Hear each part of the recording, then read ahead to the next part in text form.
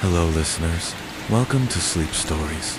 Today we are going to listen new story, The Whispering Pines. Let's start. The fog clung to the narrow road like a living thing, its tendrils curling around the tires of the old pickup truck as it rattled toward the town of Blackthorn Hollow. The air was heavy with the scent of damp earth and pine, and the sky above was a bruised shade of gray, promising rain that never seemed to fall. Emily Carter gripped the steering wheel, her knuckles pale against the worn leather. Beside her, her younger brother, Lucas, slouched in the passenger seat, his earbuds blasting music loud enough for her to hear the faint thrum of bass. The truck's radio had given up miles ago, leaving only static and the occasional eerie whistle of interference. "Lucas, turn that down," Emily said, her voice sharper than she intended. She glanced at him, catching the sullen roll of his eyes. "Why?"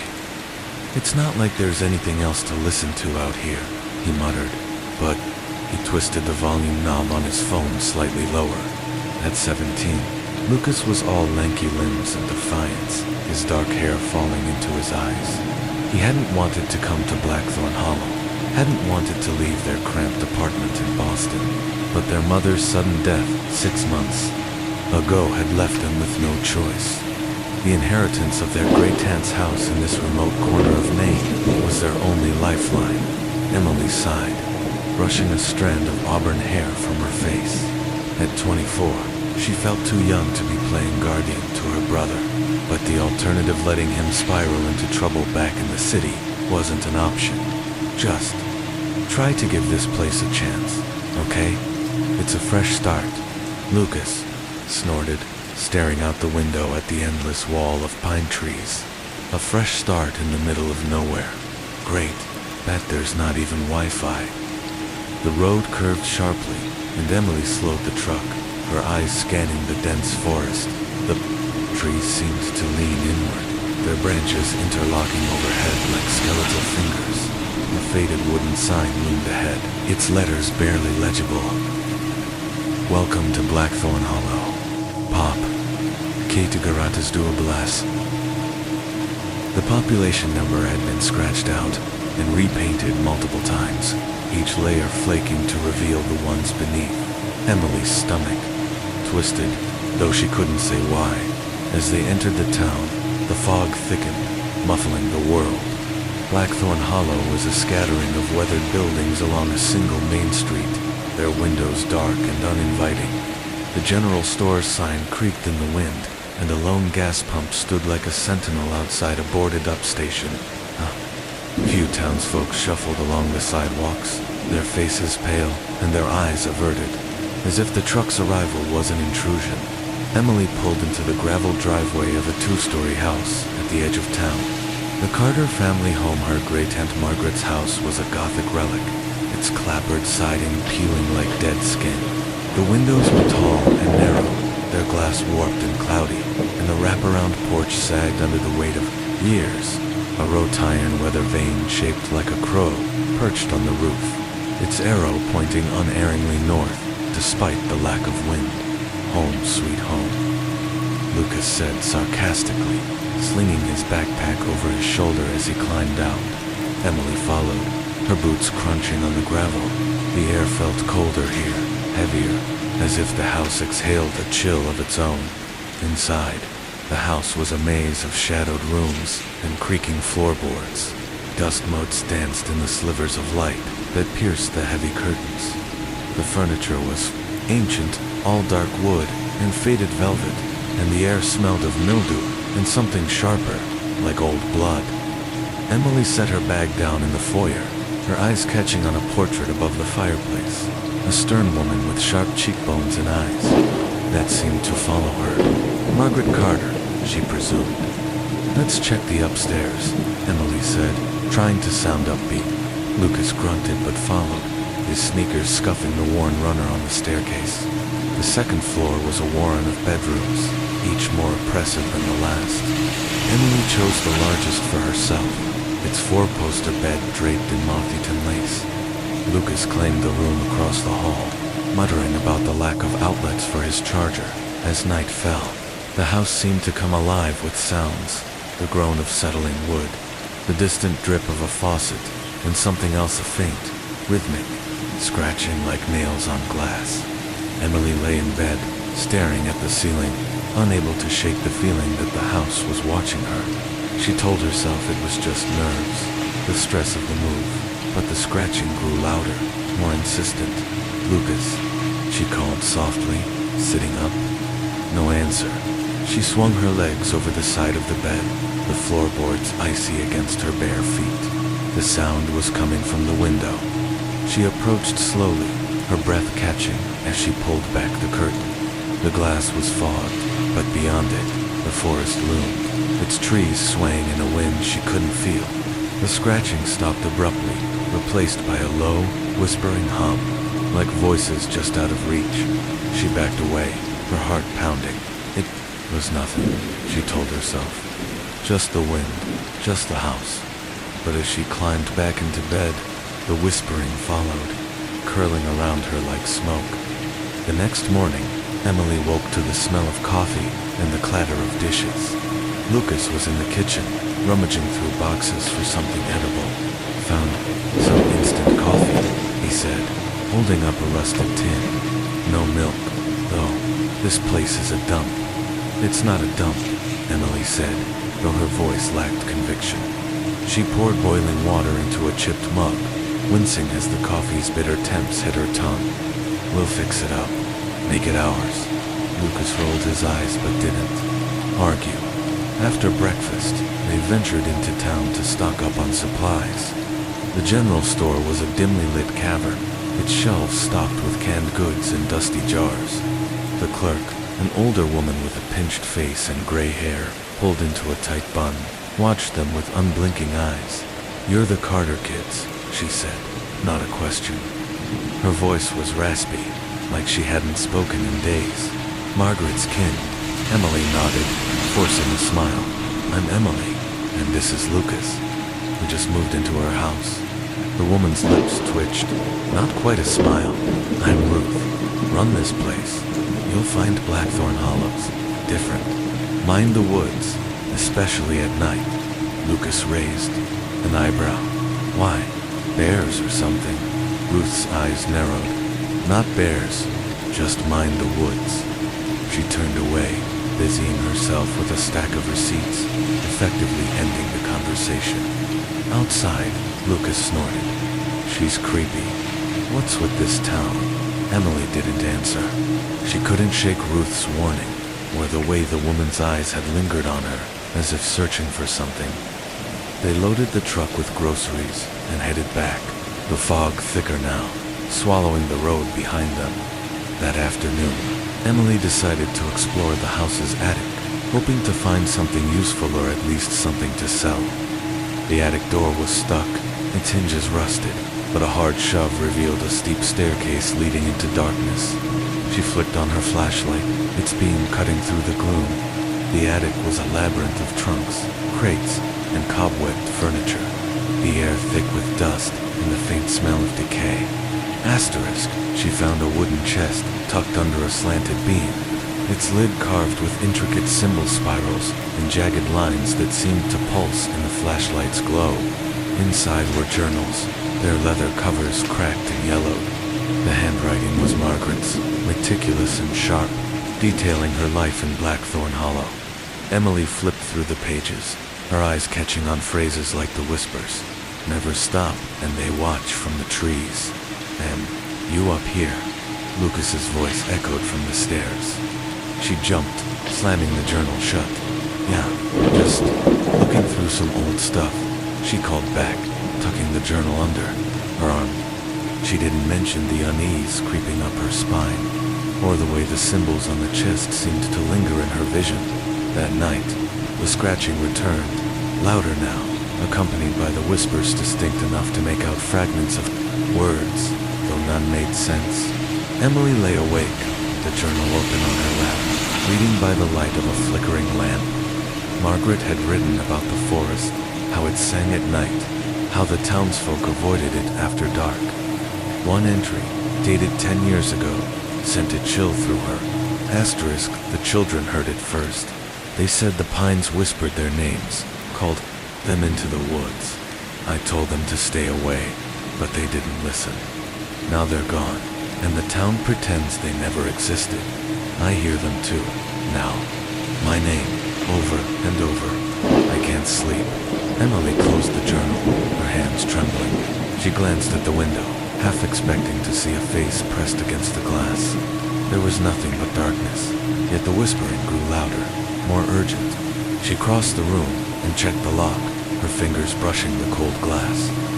For a moment, she thought she saw movement in the trees, a flicker of shadow. Too tall, too thin to be human. The next day, Emily and Lucas drove to the town library, a squat brick building with a sagging roof. The librarian, a wiry man named Harold with thick glasses and a nervous tick, seemed surprised to see them. Not many folks come here, he said, adjusting his glasses. What are you looking for? Anything about the town's history? Emily said. Or about Margaret? Carter.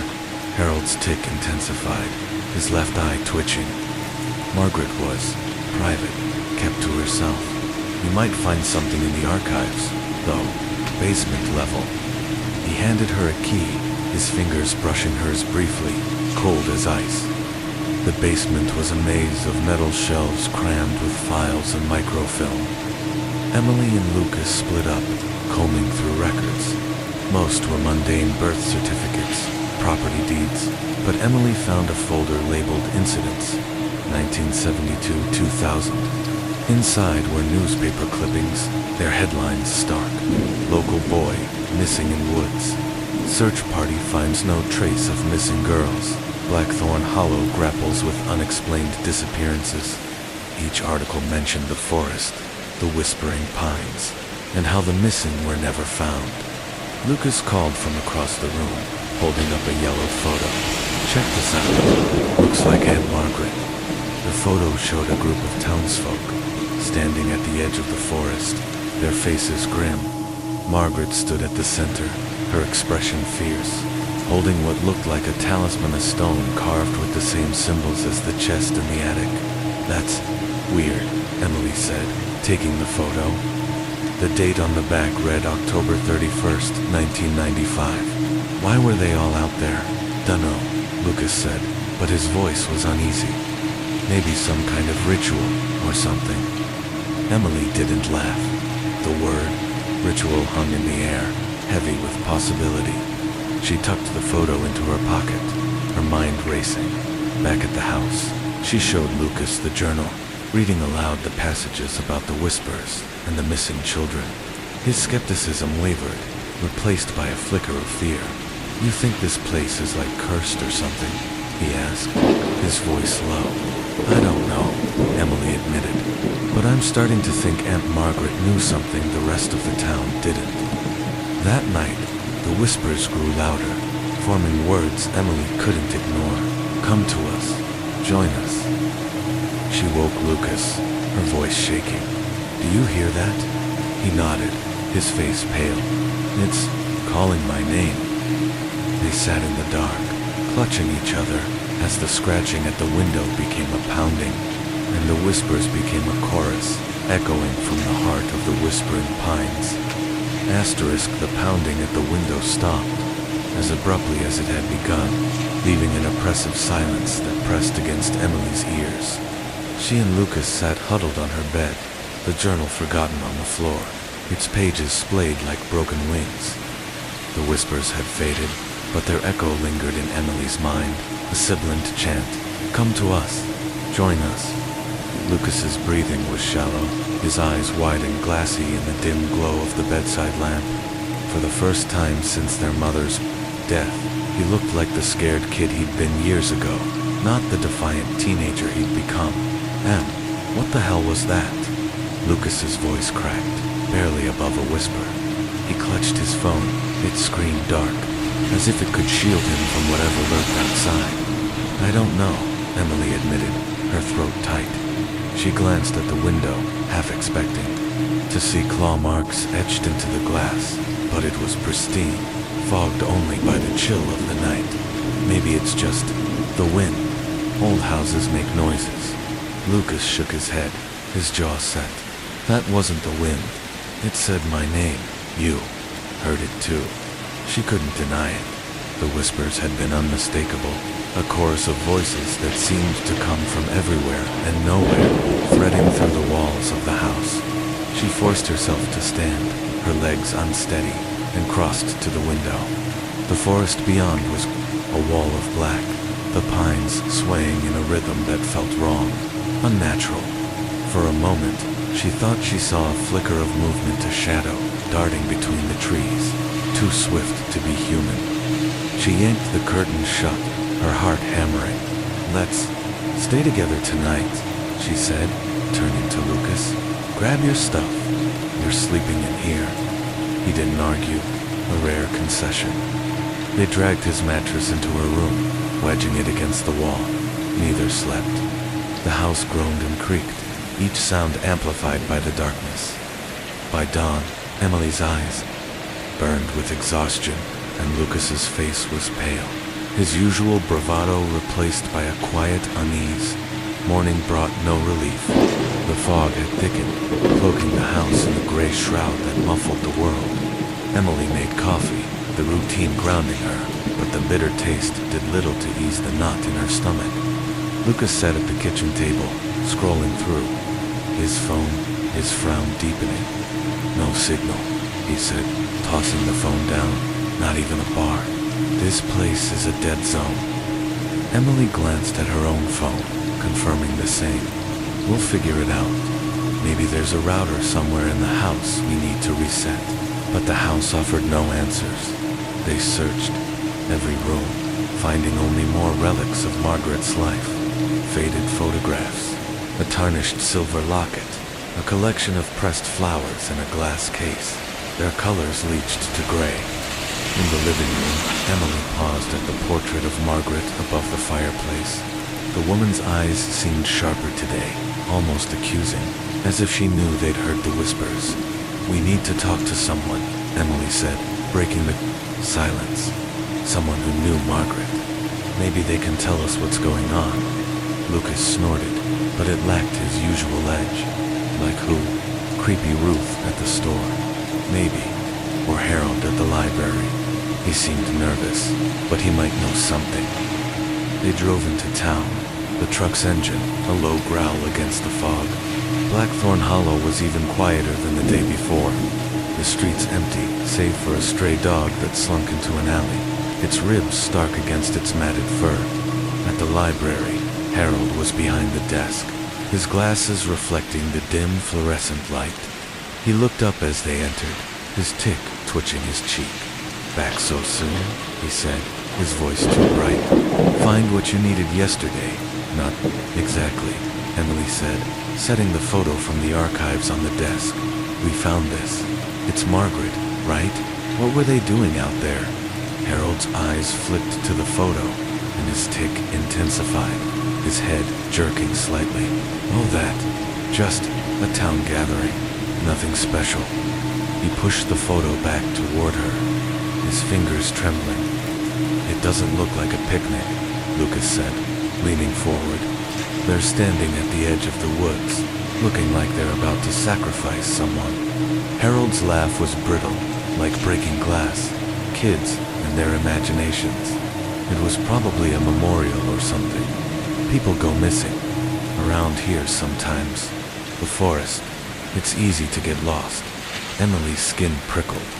Missing like the kids in the newspaper clippings.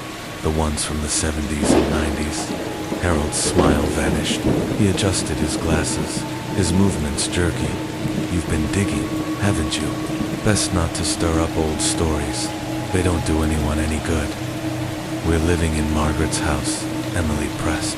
"If there's something we should know, tell us."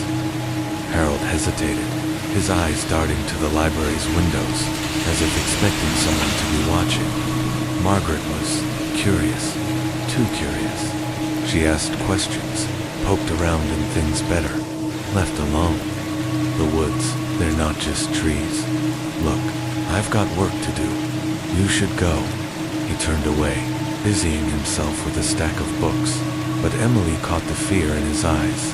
As they left, Lucas muttered, "He's hiding something.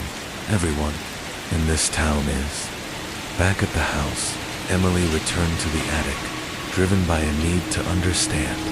The journal she'd found was only one of many, and she hauled a crate of them to the living room, spreading them across the floor. Lucas joined her, reluctantly at first, but curiosity won out. The journal spanned decades, Margaret's handwriting growing shakier with each volume. She wrote of the whispering pines, of voices that called to her at night, of shadows that moved without light. One entry, dated 1998, made Emily's blood run cold. The town knows. They all know. The pines take what they want, and we let them. Every few years, someone goes missing. Child, a stranger, doesn't matter. The elders say it's the price of living here, the pact our founders made. I tried to stop it once, tried to break the cycle. The talisman worked, for a while, but they're stronger now. They're angry. What talisman? Lucas asked, reading. Over her shoulder, Emily thought of the photo of the stone in Margaret's hand. I don't know, but we need to find it. Their search led them to the basement, a damp, cavernous space with walls of rough stone and a dirt floor that seemed to absorb light. The air was thick with the smell of earth and rot, and Emily's flashlight beam barely pierced the gloom. They found a locked cabinet in the corner, its wood warped and splintered. Lucas pried it open with a crowbar, revealing a small wooden box inside. The same symbols from the attic chest were carved into its lid, their edges stained dark, as if burned. Inside was the talisman, a smooth, black stone, the size of a fist, etched with spirals and jagged lines. It was heavier than it looked, cold against Emily's palm, and when she touched it, the whispers surged in her mind, sharp and insistent. Give it back. It's ours. She dropped the stone, gasping. Lucas caught her arm, his face pale. What happened? You okay? It spoke to me, she whispered, her voice trembling. The voices, there in the stone. Lucas stared at the talisman, his bravado crumbling. What the hell is this place? Before she could answer, a loud knock echoed from upstairs. They froze, the sound reverberating through the house. Another knock, heavier, more insistent. Emily grabbed the talisman, shoving it into her pocket, and they climbed the stairs, their footsteps loud in the silence. At the front door, Ruth stood on the porch, her gray bun unraveling in the wind. Behind her was a man Emily didn't recognize, gaunt, with deep-set eyes and a scar running from his temple to his jaw. You've been digging, Ruth said, her voice low. You found something, didn't you? Emily's hand tightened around the talisman in her pocket. What do you want? The man stepped forward, his shadow falling across the threshold. I'm Elias, town elder. We need to talk about Margaret's things. Some of them, they're dangerous.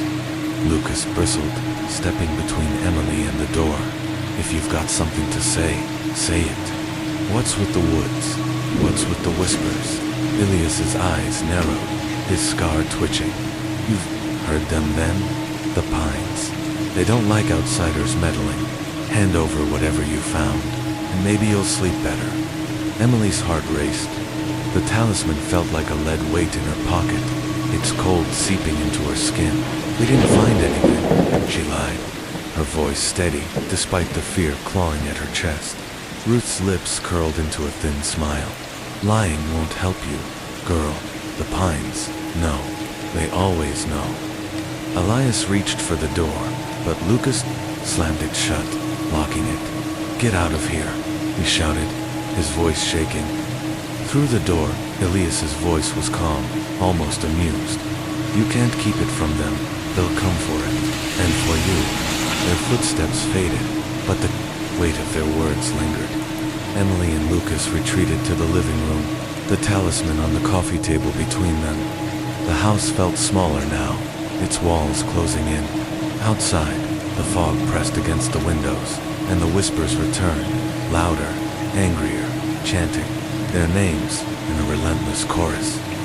That night, Emily dreamed of the forest.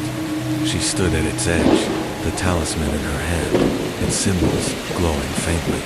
The trees parted, revealing a clearing where shadows danced, their forms twisting and elongating. They had no faces, but their voices were the whispers, calling her deeper into the pines.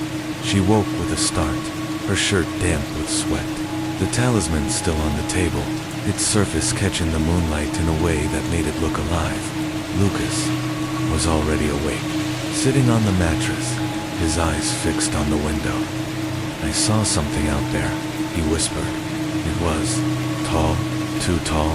It just stood there, watching. Emily followed his gaze, but the window showed only darkness.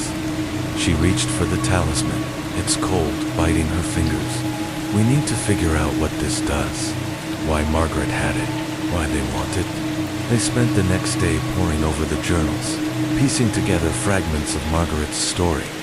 She'd been part of a group that tried to stop the disappearances, using the talisman to ward off whatever lived in the pines. But the ritual had failed, and her allies had vanished one by one. The final entry, written in a trembling hand, read, "I can't fight them anymore. The pines are awake. They'll take me soon. If anyone finds this, destroy the talisman."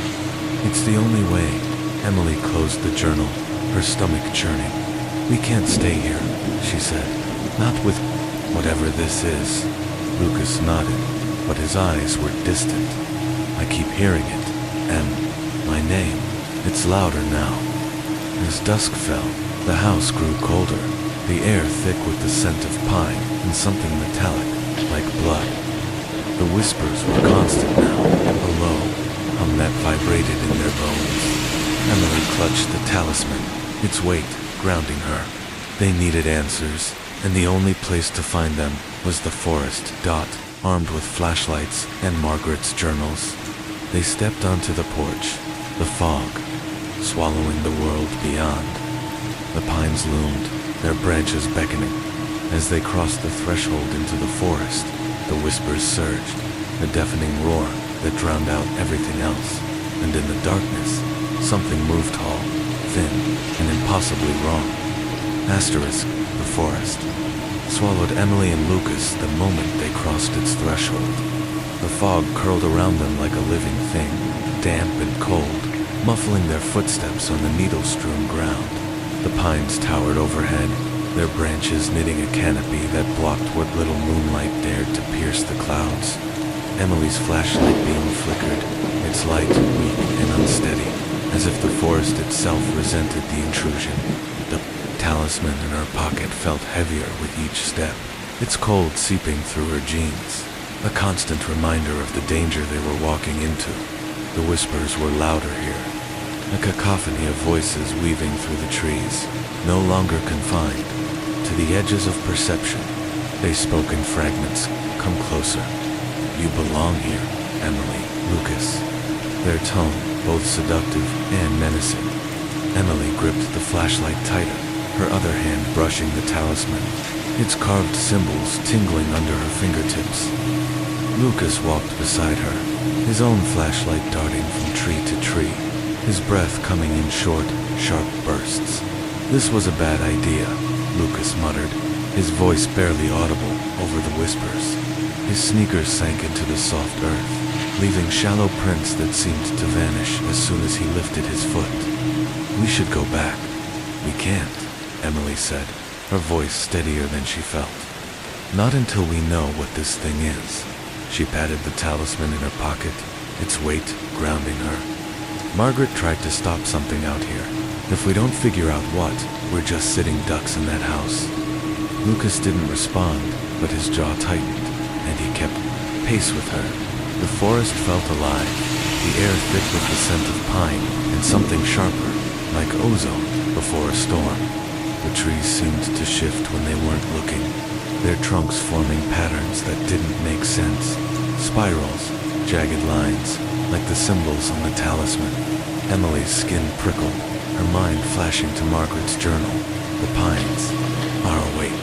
They'll take me soon." They'd been walking for what felt like hours, though Emily's watch claimed only 20 minutes had passed.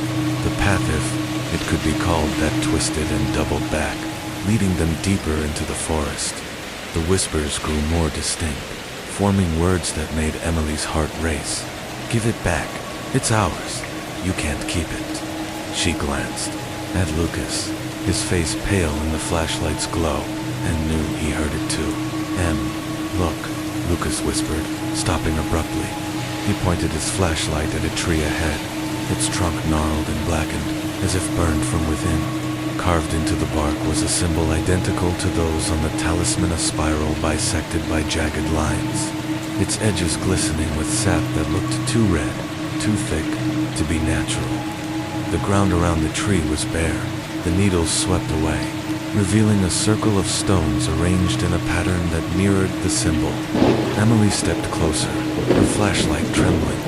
The air around the tree was colder, heavier, and the whispers surged, a deafening roar that made her head throb.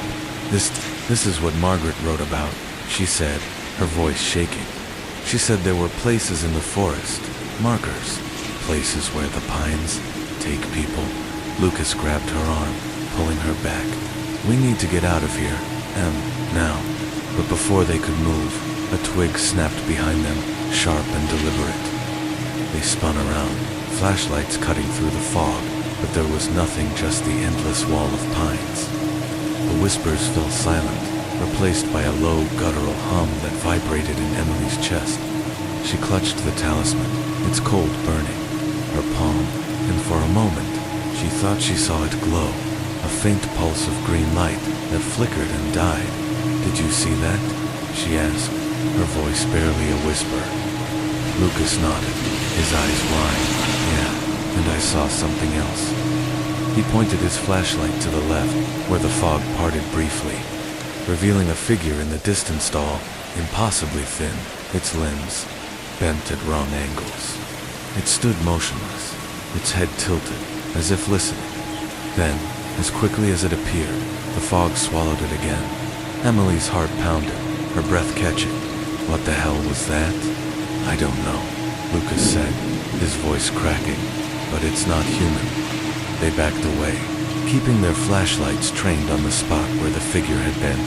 The hum grew louder, joined by a rustling sound like leaves skittering across the ground, though there was no wind.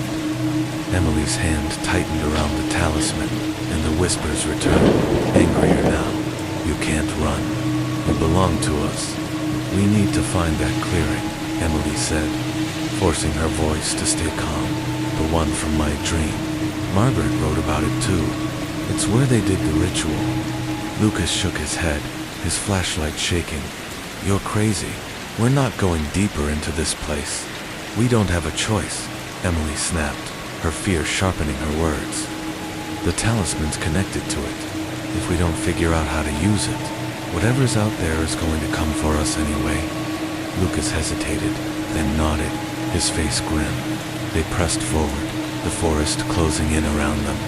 The path grew narrower, the trees leaning closer, their branches brushing Emily's shoulders like skeletal fingers. The air grew colder, the fog so thick it felt like wading through water. Every few steps, Emily glanced back, half expecting to see the tall figure again. But the forest was empty, or so it seemed. After what felt like an eternity, the trees parted, revealing a clearing bathed in an unnatural green light. The ground was bare, the earth packed hard and marked with the same spiral symbols, etched deep and filled with that same reddish sap. At the center stood a gnarled tree, its branches twisted into a shape that looked almost human, its trunk pulsing faintly, as if it had a heartbeat. Scattered around it were objects, children's shoes, a rusted bicycle wheel, a doll with one eye missing, relics of the missing, left like offerings. Emily's stomach churned. "This is it," she whispered, "the heart of the pines." Lucas gripped her arm, his voice low. We shouldn't be here." But before she could respond, the hum surged, a bone-rattling vibration that made the ground shake. The talisman in her pocket burned, and she yanked it out, its symbols glowing brightly now, casting eerie shadows across the clearing. The whispers became screams, a chorus of voices shouting their names. Emily, Lucas, give it back. The tall figure appeared at the edge of the clearing, then another, and another, dozens of them, their forms flickering like smoke, their limbs too long, their heads featureless, yet somehow watching. Emily clutched the talisman, its glow intensifying, and the figures flinched, as if the light pained them. "It's working," she said, her voice trembling. "The talisman, it's keeping them back." Lucas's flashlight dropped to the ground, his hands shaking. "What are they?" "I don't know," Emily said, holding the talisman higher. "But Margaret used this to fight them. We need to figure out how." The figures circled the clearing, their movements jerky, like puppets on frayed strings. The whispers were a cacophony now, words overlapping in a language Emily couldn't understand. Yet their meaning was clear: hunger, rage, possession. She flipped through Margaret's journal, her fingers fumbling, until she found a passage about the ritual. The talisman must be placed at the heart, under the tree. "Speak the words, and the pines will sleep. But beware the cost." "What words?" Lucas asked, his voice desperate as the figures closed in. "I don't know," Emily shouted, scanning the journal. The page was smeared with ink, the words illegible, except for a single phrase: sanguis et umbra, dormite, blood and shadow, sleep. She didn't know Latin, but the words felt right, heavy with intent. The figures were closer now, their forms solidifying, revealing glimpses of what they might have been: children, adults, their faces twisted in agony, their eyes hollow. Emily's heart raced as she stepped toward the tree, the talisman blazing in her hand.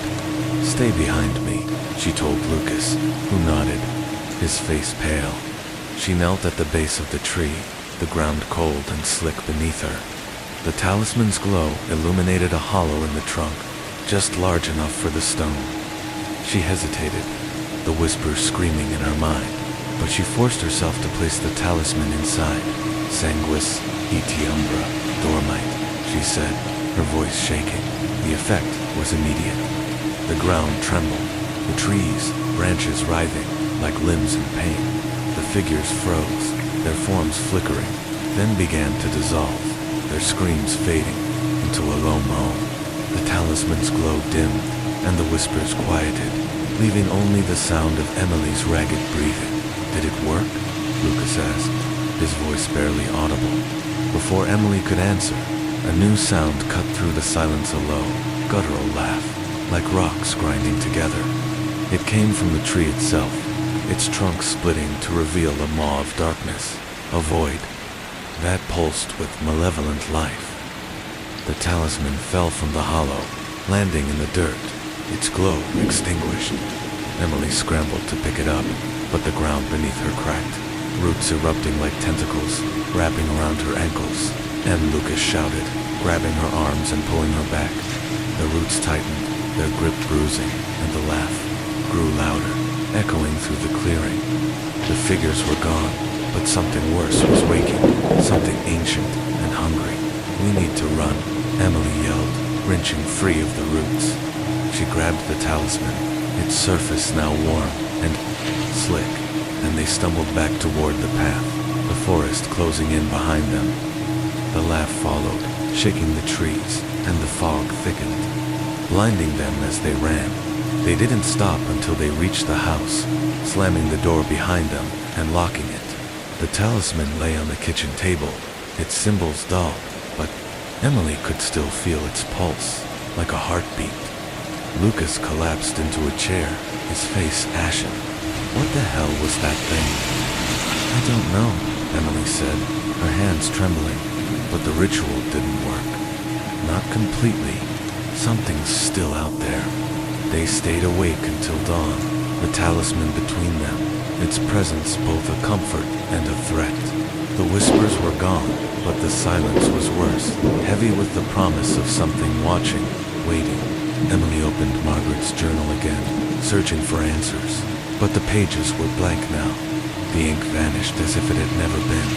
As the first light of morning broke through the fog, A knock came at the door slow, deliberate, like a heartbeat. Emily and Lucas exchanged a glance, fear mirrored in their eyes. Whoever or whatever was out there wasn't human, and it wasn't going away. Asterisk, the knock at the door echoed through the house like a gunshot. Sharp and deliberate, shattering the fragile silence of the early morning. Emily and Lucas froze, their eyes locked on the front door, its warped wood, seeming to pulse in the dim light.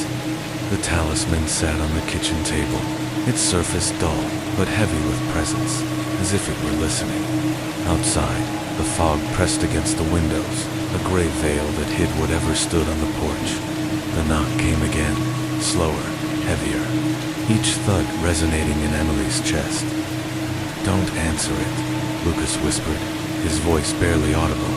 His hands gripped the edge of the table, his knuckles white.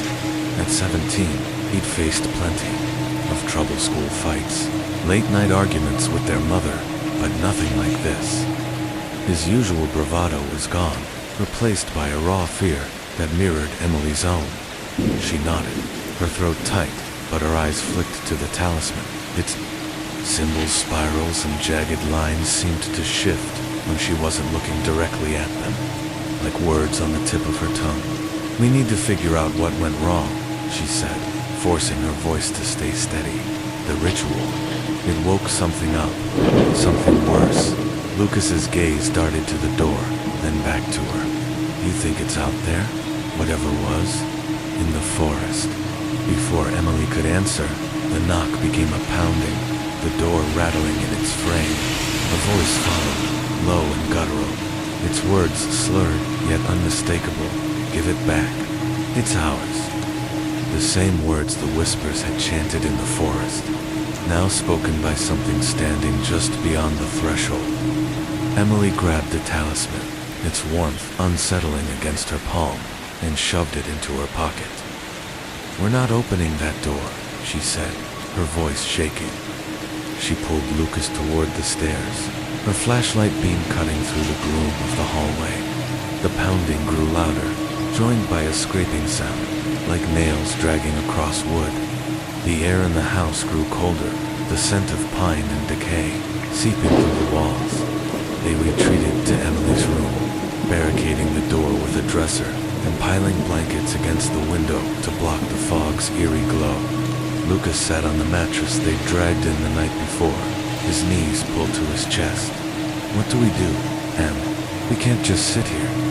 Emily opened Margaret's journal, her hands trembling as she flipped through the blank pages. "There has to be something we missed." Margaret knew how to fight this thing. She had the talisman for a reason, but the journal offered no answers. Its ink vanished, as if the forest had erased its secrets. The pounding stopped abruptly, replaced by a low hum that vibrated through the floorboards. It was the same sound they'd heard in the clearing, but one that had preceded the tree's awakening. Emily's stomach churned as she remembered the maw of darkness, the roots that had grabbed her. She pulled the talisman from her pocket, its surface pulsing faintly, like a heartbeat. "Maybe we should destroy it," Lucas said, his eyes fixed on the stone. Margaret said too, right. In her last entry, Emily hesitated. The talisman felt alive in her hand, its warmth spreading up her arm. Destroying it might stop whatever was out there, but it might also unleash something worse. "We need to know more first," she said. "We need to talk to someone who knows about the pines, someone who was part of it." "Like who?" "Elias." Lucas's voice dripped with disdain. "He's one of them. He and Ruth both. They're not gonna help us." "Maybe not," Emily admitted, "but there's got to be someone in this town who isn't afraid to talk. Someone who knew Margaret." The hum grew louder, and a new sound joined it, a faint, rhythmic tapping, like footsteps circling the house. Emily's heart raced as she crossed to the window, peeling back a corner of the blanket.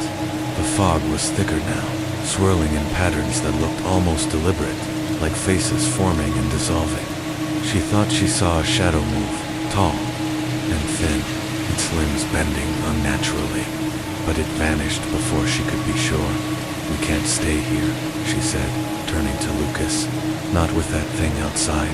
We need to get to the library, see if Harold knows anything else, or find someone who does. Lucas nodded, though his face was pale. Okay, but we're taking that thing with us. He pointed at the talisman. It kept those things back in the forest. Might do it again. They waited until the tapping stopped, the silence heavy and oppressive. Emily tucked the talisman into her jacket, its weight reassuring, despite the unease it stirred. They crept downstairs, avoiding the creaking floorboards, and slipped out. The back door, the fog swallowing them as they ran to the truck. The engine sputtered but caught, and Emily floored it, the tires crunching gravel as they sped toward town. Blackthorn Hollow was a ghost town in the morning light, its streets empty, the buildings looming like tombstones. The library's brick facade was the only sign of life, its windows glowing faintly. Inside, Harold was at his desk, his glasses slipping down his nose as he sorted through a stack of papers. He jumped when they entered, his tick twitching his cheek. "You're back," he said, his voice high and nervous. "I told you, there's nothing more to find. We don't believe." "You," Lucas said, stepping forward. "You know what's going on in the woods. You knew Margaret. What was she trying to stop?" Harold's eyes darted to the talisman in Emily's hand, his tick intensifying. "You shouldn't have that," he whispered. "It's dangerous. You don't know what it does." "Then tell us," Emily said, her voice firm. "We were in the forest last night. We saw things. The talisman did something, but it didn't work right. Something woke up. Something big." Harold's face paled, and he sank into his chair, his hands trembling. "You used it," he said, more to himself than to them. "You tried the ritual." "We had too," Emily said. "It was the only thing keeping those creatures away, but it didn't stop them. It made things worse." Harold rubbed his temples, his tick jerking his head to the side. Margaret tried the same thing. 30 years ago, she thought she could end it, break the pact. She was wrong. "What pact?" Lucas demanded, leaning over the desk. "What the hell is going on in this town?" Harold hesitated, his eyes flicking to the library's windows, as if expecting someone to be listening. "You won't believe me," he said finally, "but you deserve to know if you're carrying that thing." He nodded at the talisman. Blackthorn Hollow was founded 200 years ago by settlers who got lost in these woods. They were starving, dying, when something found them, something old. It offered them a deal, safety, prosperity, in exchange for a price. Emily's stomach twisted. A price. "People," Harold said, his voice barely audible. "Every few years, the Pines take someone. A child, a stranger, doesn't matter. The founders agreed, and the town survived ever since. Margaret found out, tried to stop it. She made that talisman, carved it from a stone she found in the forest, said it could hold them back. But it's not that simple." "Why not?" Emily asked, her hand tightening around the talisman. "Because the Pines don't just take," Harold said. "They bind. Everyone who lives here, everyone who stays too long, they become part of it. The whispers, the shadows there, the ones who paid the price, and they're still here, tied to the forest. The talisman can push them back, but it also draws them out. You woke something bigger last night, something that's been sleeping for a long time." Lucas's face was ashen. "You're saying we're screwed because we tried to protect ourselves. I'm saying you've stirred up something you can't control." Harold snapped, his tick making his head jerk. "The elders Elias, Ruth, the others they've known about the pact all along. They keep it quiet, make sure the town pays the price. Margaret was the only one who fought it, and it cost her everything." Emily's mind raced, piecing together the fragments of Margaret's journals, the symbols, the disappearances. Where's the stone from? The one the talisman's made from? Harold shook his head. "No one knows. Margaret found it deep in the pines, in a place no one goes. She said it was alive, that it held the forest's heart, but using it comes at a cost. Every time you do, it takes something from you. Like what? Lucas asked, his voice sharp. Your life, Harold said simply. Your soul. Margaret got sick after she used it, wasted away in months. The pines don't like being challenged. Emily's hand trembled, the talisman's warmth spreading up her arm. She remembered the roots in the clearing, the maw of darkness. We need to destroy it, then. Like Margaret said, Harold laughed, a brittle, humorless sound. You think it's that easy? Smash it, and you'll break the only thing keeping the pines at bay. But keep it, and they'll come for you. You've already marked yourselves. The library's door creaked open, and Emily spun around, her heart leaping. Elias stood in the doorway, his scar glinting in the light, Ruth at his side. Two others flanked them, townsfolk Emily recognized from the general store, their faces grim and unyielding. You shouldn't be here, Elias said, his voice calm but edged with menace. And you shouldn't have that. His eyes locked on the talisman. Lucas stepped in front of Emily, his fists clenched. Back off. We're not giving you anything. Ruth's lips curled into a sneer. You don't understand, boy, that the stone's not yours to keep. It belongs to the pines. Hand it over, and maybe they'll let you leave. Emily's hand tightened around the talisman, its warmth now a burn. What happens if we don't? Elias's eyes narrowed, his scar twitching. The pines take what they want. Always have. You can't outrun them. The air in the library grew colder, the hum returning, low and insistent. Emily's vision blurred, the talisman symbols flashing in her mind. She saw the clearing again, the tree's maw, the shadows circling. The whispers surged. Give it. Back. Join us. She stumbled, clutching the desk for support, and Lucas grabbed her arm. What's wrong? He asked, his voice desperate. We need to go, she gasped, shoving the talisman back into her pocket. She pushed past Elias, dragging Lucas with her, the elder's eyes burning into her back. They ran to the truck, the fog closing in as they sped back to the house.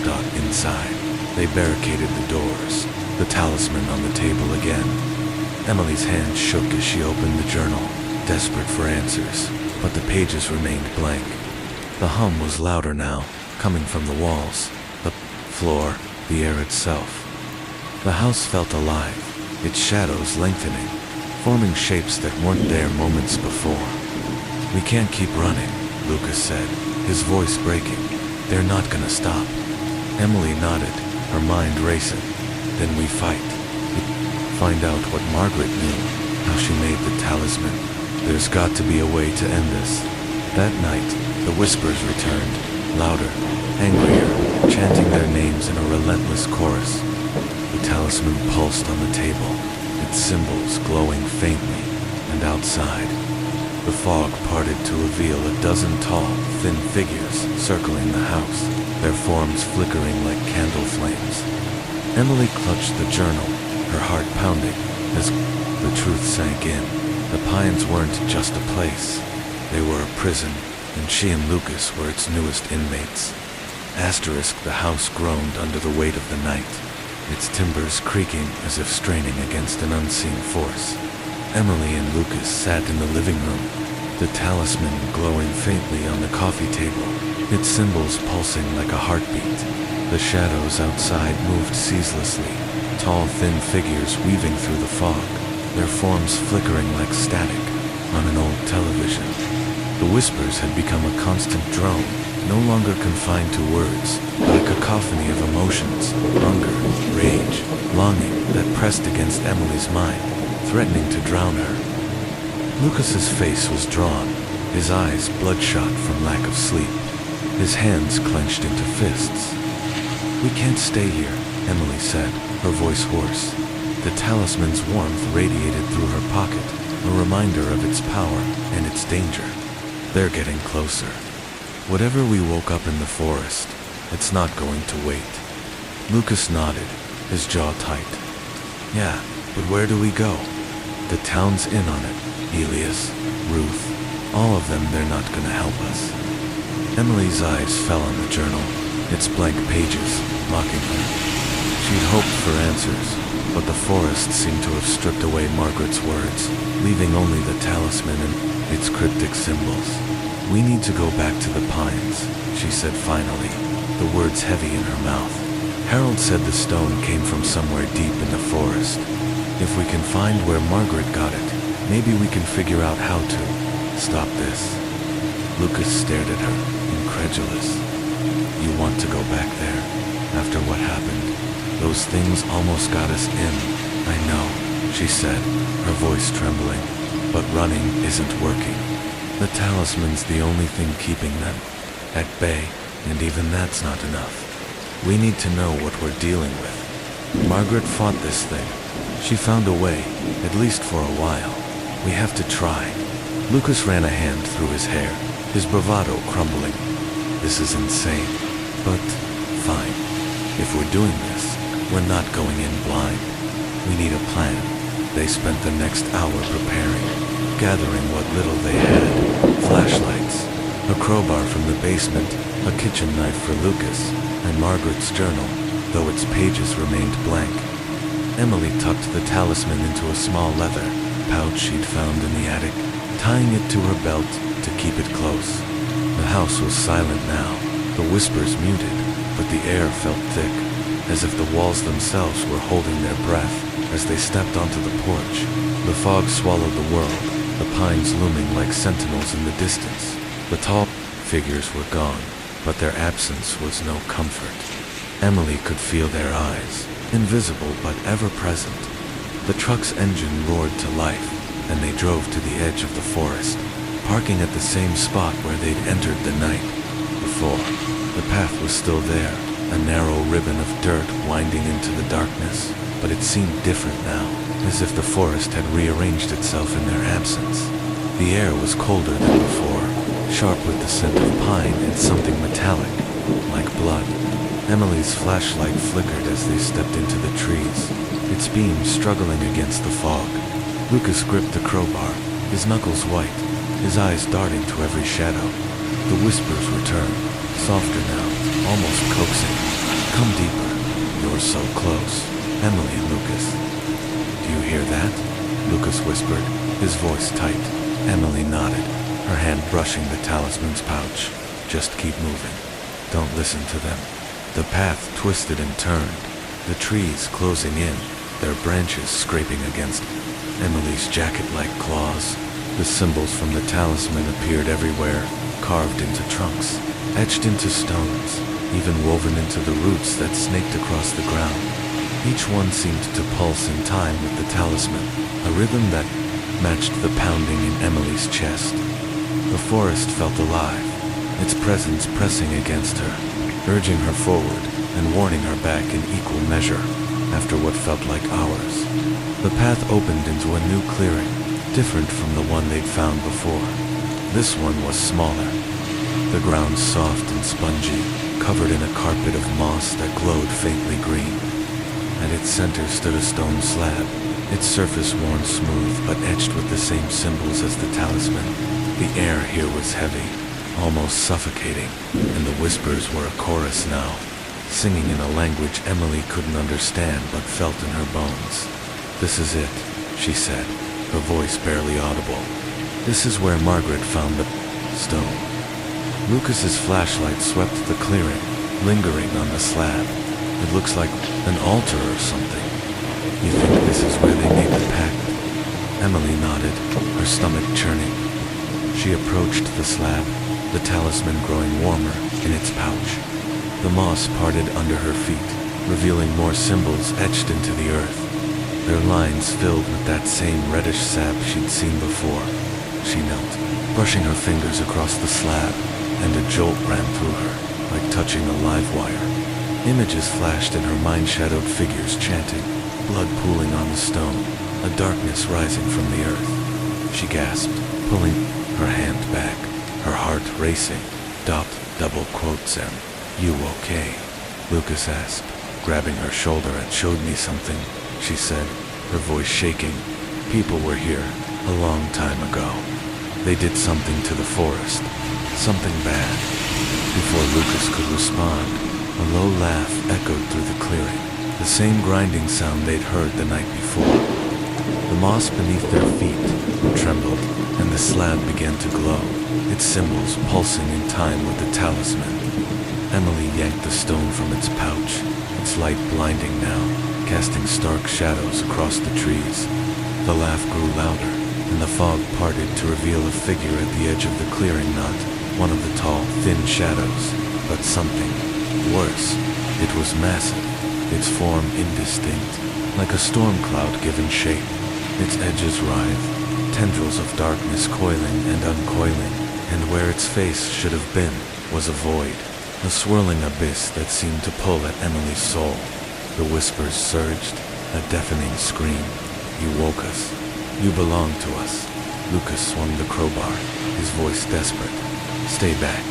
But the figure didn't move, its presence filling the clearing with a weight that made Emily's knees buckle.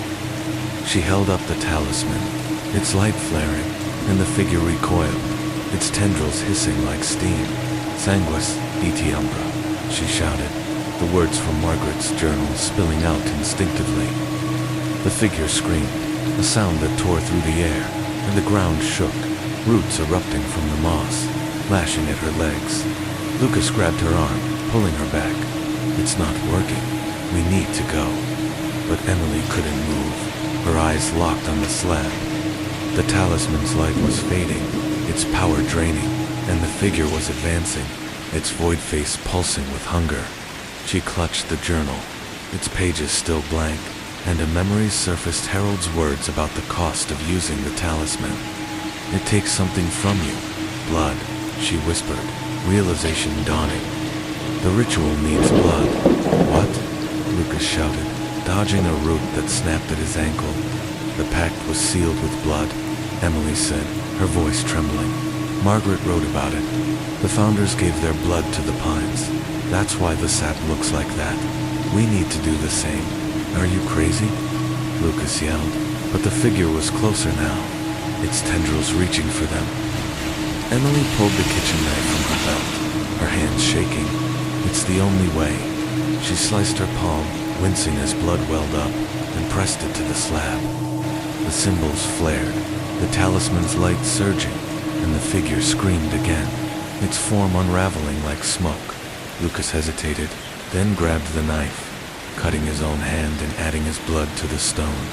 The ground shuddered, the roots retreating, and the figure collapsed into itself, vanishing with a final, anguished wail. The whispers fell silent, the air stilling, but the talisman was cold now, its light gone. Emily's hand throbbed, blood dripping onto the moss, and she felt a hollowness in her chest, as if something vital had been taken. We did it, Lucas said, his voice weak. Right? Emily didn't answer. The clearing was quiet, but the forest felt different now, watchful in a new way. She picked up the talisman, its surface dull and lifeless, and tucked it back into the pouch. Let's get out of here, she said, her voice barely above a whisper. They stumbled back to the truck, the forest unnaturally still, the path clearer than before. At the house, they bandaged their hands, the cuts deeper than they'd realized. The talisman lay on the table, silent but heavy with presence. Emily tried to sleep, but her dreams were filled with the void face, its whispers echoing. You paid the price, but not enough. The next morning, a knock woke them sharp, insistent, different from the pounding of the night before. Emily opened the door to find a young woman, her dark hair pulled into a messy braid, her eyes wide with fear. You're the Carters, she said, her voice trembling. I'm Clara. I knew Margaret. You need to listen to me. What you did in the forest. It's not over. What do you mean? Emily asked, her heart sinking. Clara glanced at the talisman on the table, her face bawling. You gave it blood. That's what it wanted, but it's not just about stopping it. The pines are awake now, and they're hungry. You've started something you can't finish. Lucas stepped forward, his bandaged hand clenched. Then tell us how to finish it. Clara shook her head, her eyes darting to the windows. I can't. Not here. Meet me at the old mill tonight. Bring the talisman, and don't tell anyone. She left as quickly as she'd come, the fog swallowing her figure. Emily and Lucas exchanged a glance, the weight of her words settling over them. The talisman sat silently, but Emily could feel it watching, waiting. The pines weren't done with them, and the price they'd paid was only the beginning. The fog clung to Blackthorn Hollow like a shroud as Emily and Lucas prepared to meet Clara at the old mill. The house was silent, but the air felt charged, as if the walls themselves were holding their breath. The talisman, tucked into its leather pouch at Emily's waist, was cold now, its symbols dormant, yet its weight seemed to grow heavier with each passing hour. Emily's bandaged hand throbbed, the cut from the forest ritual, a constant reminder of the price they'd paid Aunt Clara's, warning that it wasn't enough. Lucas paced the living room, his own bandaged hand flexing nervously. You sure about this, Em? He asked, his voice low. Clara shows up out of nowhere, tells us to meet her at some creepy mill, and we're just supposed to trust her. Emily adjusted the pouch, her fingers brushing the talisman's smooth surface. We don't have a lot of options, Lucas. She knew Margaret. She knows about the pines. If she's got answers, we need to hear them. He stopped, pacing, his eyes flicking to the windows, where the fog pressed against the glass, swirling in patterns that seemed almost alive. Yeah, but what if it's a trap? Elias and Ruth already tried to get the talisman. What if she's with them? Emily's stomach twisted, but she shook her head. She didn't sound like she was with them. She was scared. Lucas, like us, we have to take the chance. They gathered their gear, flashlights, the crowbar, the kitchen knife, and Margaret's journal, its blank pages, a mocking weight in Emily's backpack. The clock on the mantel read 7:45 p.m., and Clara had said to meet her at 9. The old mill was on the outskirts of town, a crumbling relic from Blackthorn Hollow's logging days. Abandoned since the 1950s, Emily had seen it on their drive-in, its skeletal frame looming through the fog, its rusted wheel frozen in the sluggish stream. They slipped out the back door, avoiding the main street where prying eyes might spot them. The fog was thicker than ever, reducing visibility to a few feet, and the air was heavy with the scent of damp earth and pine. The talisman pulsed faintly against Emily's hip, a subtle warmth that felt both comforting and ominous. Lucas gripped the crowbar, his flashlight beam darting through the mist, catching glimpses of twisted branches and shadowed shapes that vanished when he looked directly at them. The mill was a mile from the house, but the walk felt endless, the fog distorting time and distance. The whispers were faint now, a low hum at the edge of perception, but they grew stronger as the mill came into view. Its silhouette loomed through the mist, a hulking mass of rotting wood and rusted metal, its wheel creaking faintly, despite the lack of wind. The stream beside it was sluggish, its surface black and still, reflecting nothing. She's supposed to be here, Emily said. Her voice hushed as they approached the mill's sagging door. The talisman pulsed again, stronger now, and she tightened her grip on the flashlight. Lucas scanned the darkness, his crowbar raised. I don't see her. Maybe she bailed. Before Emily could respond, a soft voice called from the shadows. You're late. Clara stepped into the beam of Emily's flashlight, her dark braid unraveling, her face pale and drawn. She wore a worn jacket and carried a canvas bag, its contents clinking faintly. Her eyes locked on the pouch at Emily's waist, and she flinched, as if the talisman's presence pained her. We're here, Emily said, her tone cautious. You said you knew Margaret. Tell us what's going on. Clara glanced over her shoulder, her eyes scanning the fog. Not out here, inside. She pushed open the mill's door, its hinges screaming, and led them into a cavernous space that smelled of mold and rust. The floor was littered with day-broken crates, rusted tools, and clumps of moss that seemed to glow faintly in the dark. The wheel loomed at the far end, its blades dripping with black water that pooled on the floor. Clara set her bag down, pulling out a lantern and lighting it, its warm glow pushing back the shadows. Margaret was my aunt, she said, her voice low. Not by blood, but she raised me after my parents disappeared. She told me about the pines, about the pact. I didn't believe her at first, thought she was crazy, but then I saw them. Them? Lucas asked, his grip tightening on the crowbar. The shadows, Clara said, her eyes distant. The ones the pines took. They're not gone, not really. They're part of the forest now, bound to it. Margaret tried to free them, used that stone you're carrying, but it didn't work. Not completely. Emily pulled the talisman from its pouch, its surface catching the lantern's light. This, she made it to fight the pines. We used it. In the forest, said the words from her journal. It stopped the shadows, but something else woke up. Something worse. Clara's face paled, and she stepped back, her hands trembling. You gave it blood, didn't you? That's why it's awake. The pines. They're not just trees. They're a prison for something older, something that was here before the town, before the settlers. The talisman stone came from its heart, a place deep in the forest. Margaret thought she could control it, but she was wrong. What is it? Emily asked, her voice shaking. What's in the pines? Clara hesitated, her eyes flicking to the mill's windows, where the fog pressed closer. The elders call it the hunger. It's not a god, not a demon, just something that feeds. The pact keeps it sated, gives it lives so it doesn't take the whole town. But every time someone fights it, like Margaret did, like you did, it gets stronger, hungrier. Lucas's voice was sharp. So we're screwed because we tried to save ourselves. Not yet, Clara said, her voice firm despite her fear. Margaret left something here, in the mill. She hid it before she died, said it was the key to breaking the pact. I've been looking for it, but I haven't found it yet. What is it? Emily asked, her heart pounding. A book, Clara said, not like her journals. Older. She said it was written by the founders, the ones who made the pact. It has the real ritual, the one to end it, not just hold it back.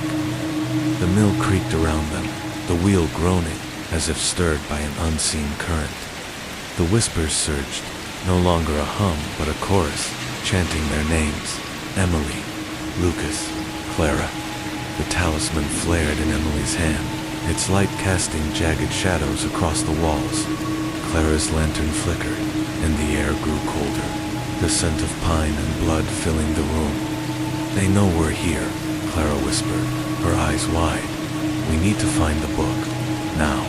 They split up, searching the mill's cluttered interior. Emily combed through piles of debris, her flashlight revealing rusted machinery and rotted beams. Lucas pried open crates, his crowbar splintering wood, while Clara checked the walls, tapping for hollow spots.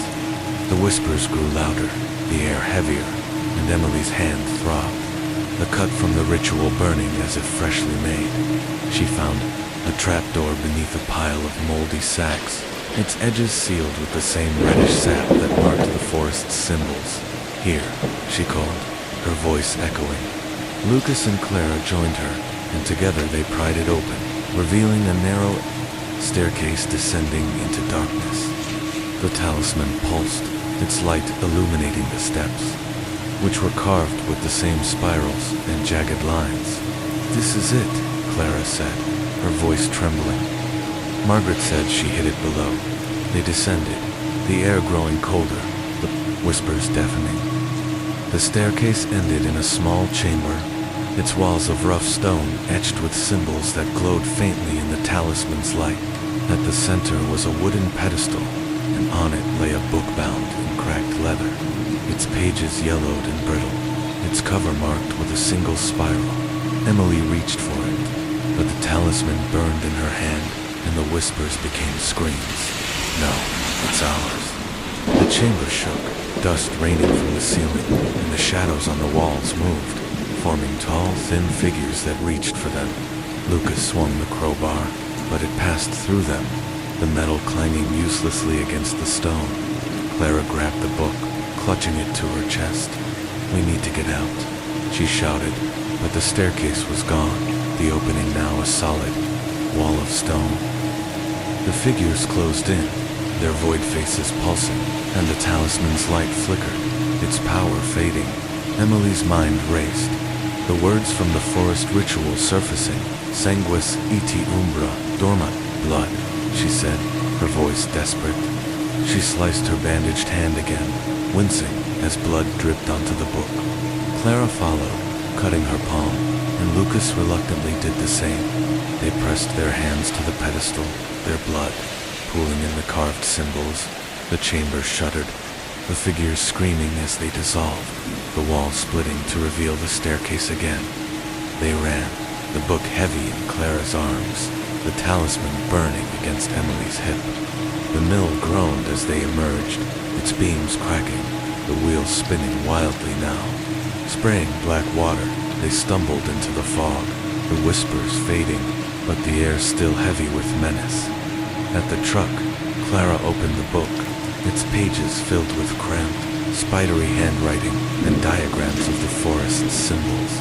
"This is it," she said, her voice shaking. "The ritual to end the pact. But it's not simple. It needs more than blood." "What does it need?"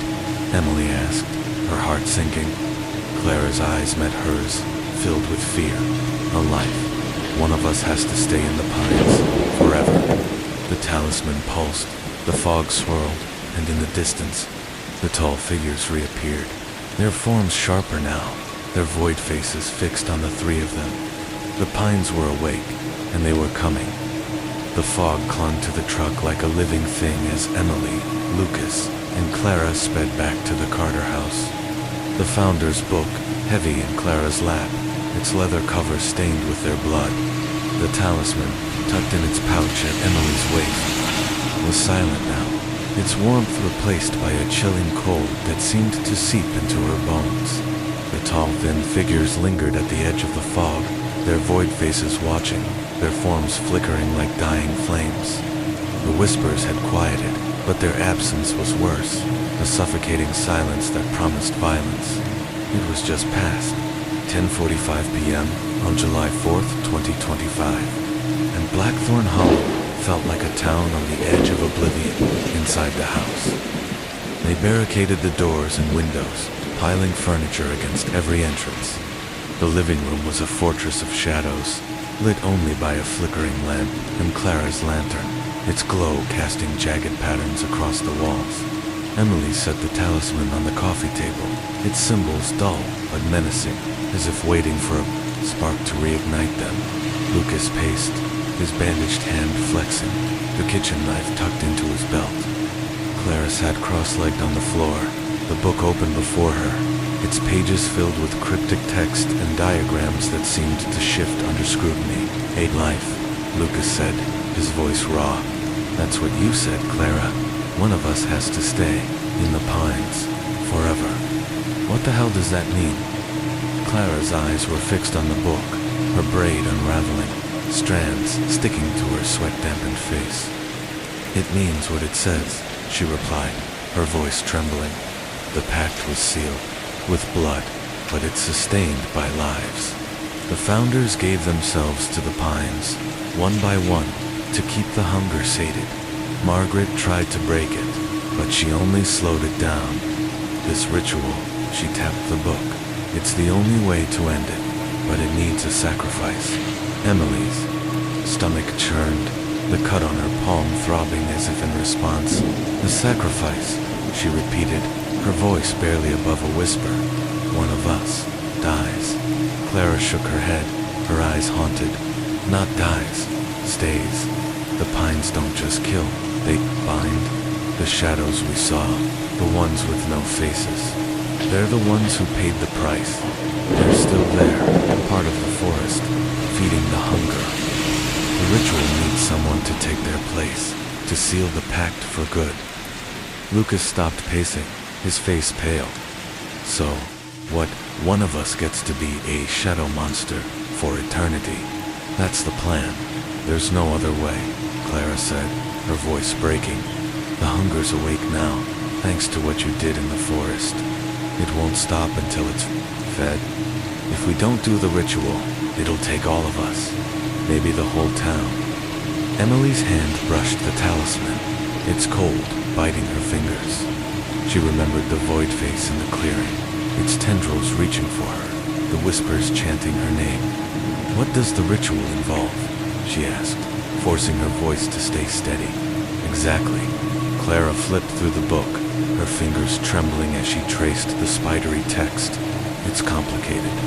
The talisman has to be returned to the heart of the pines, where Margaret found it. There's a place deeper in the forest, a cave or something, where the stone came from. You need to place it there, speak the words, and offer the sacrifice. The book says the hunger will take the offering and sleep, breaking the pact. What words? Lucas asked, his tone sharp. The ones from before didn't work. They woke it up. Clara's eyes flicked to the talisman, then back to the book. The words are here, but they're in a language I don't fully understand.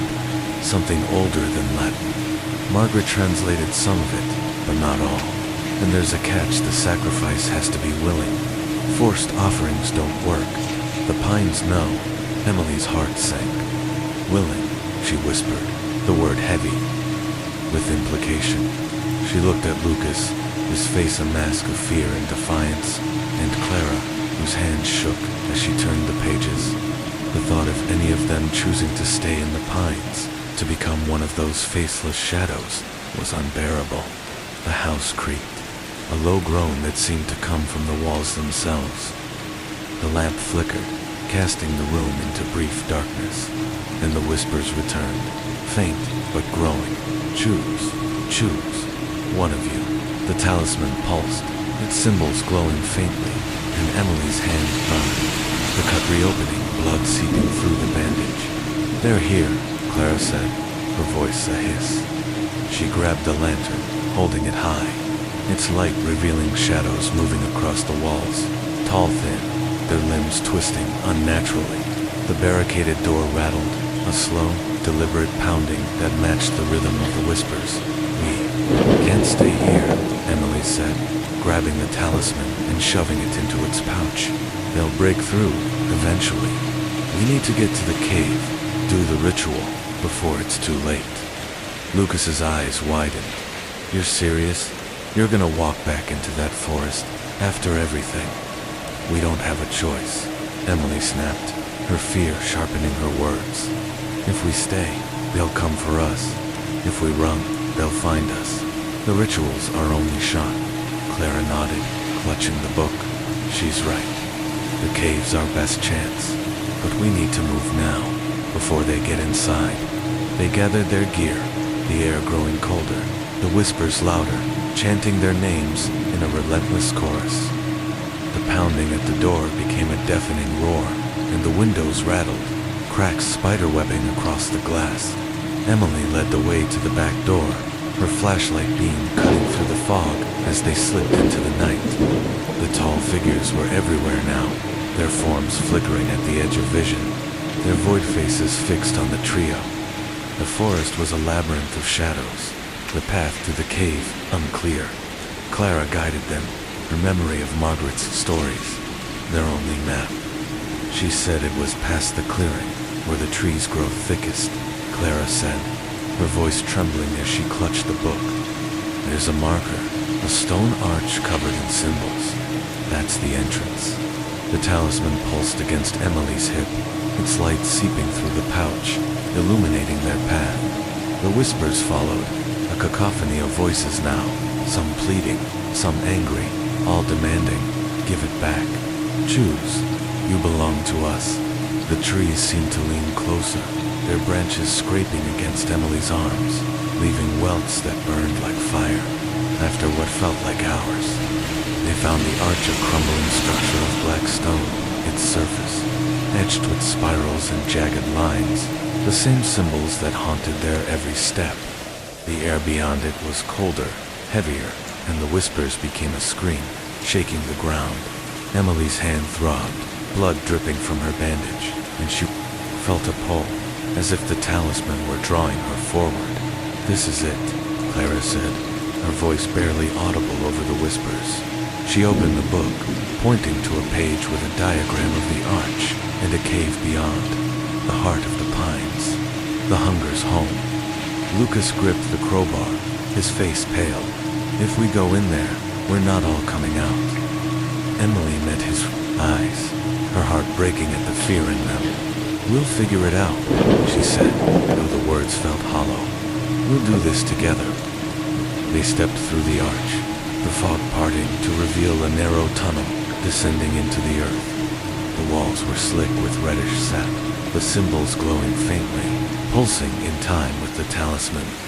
The air was thick, almost liquid, and every breath felt like swallowing glass.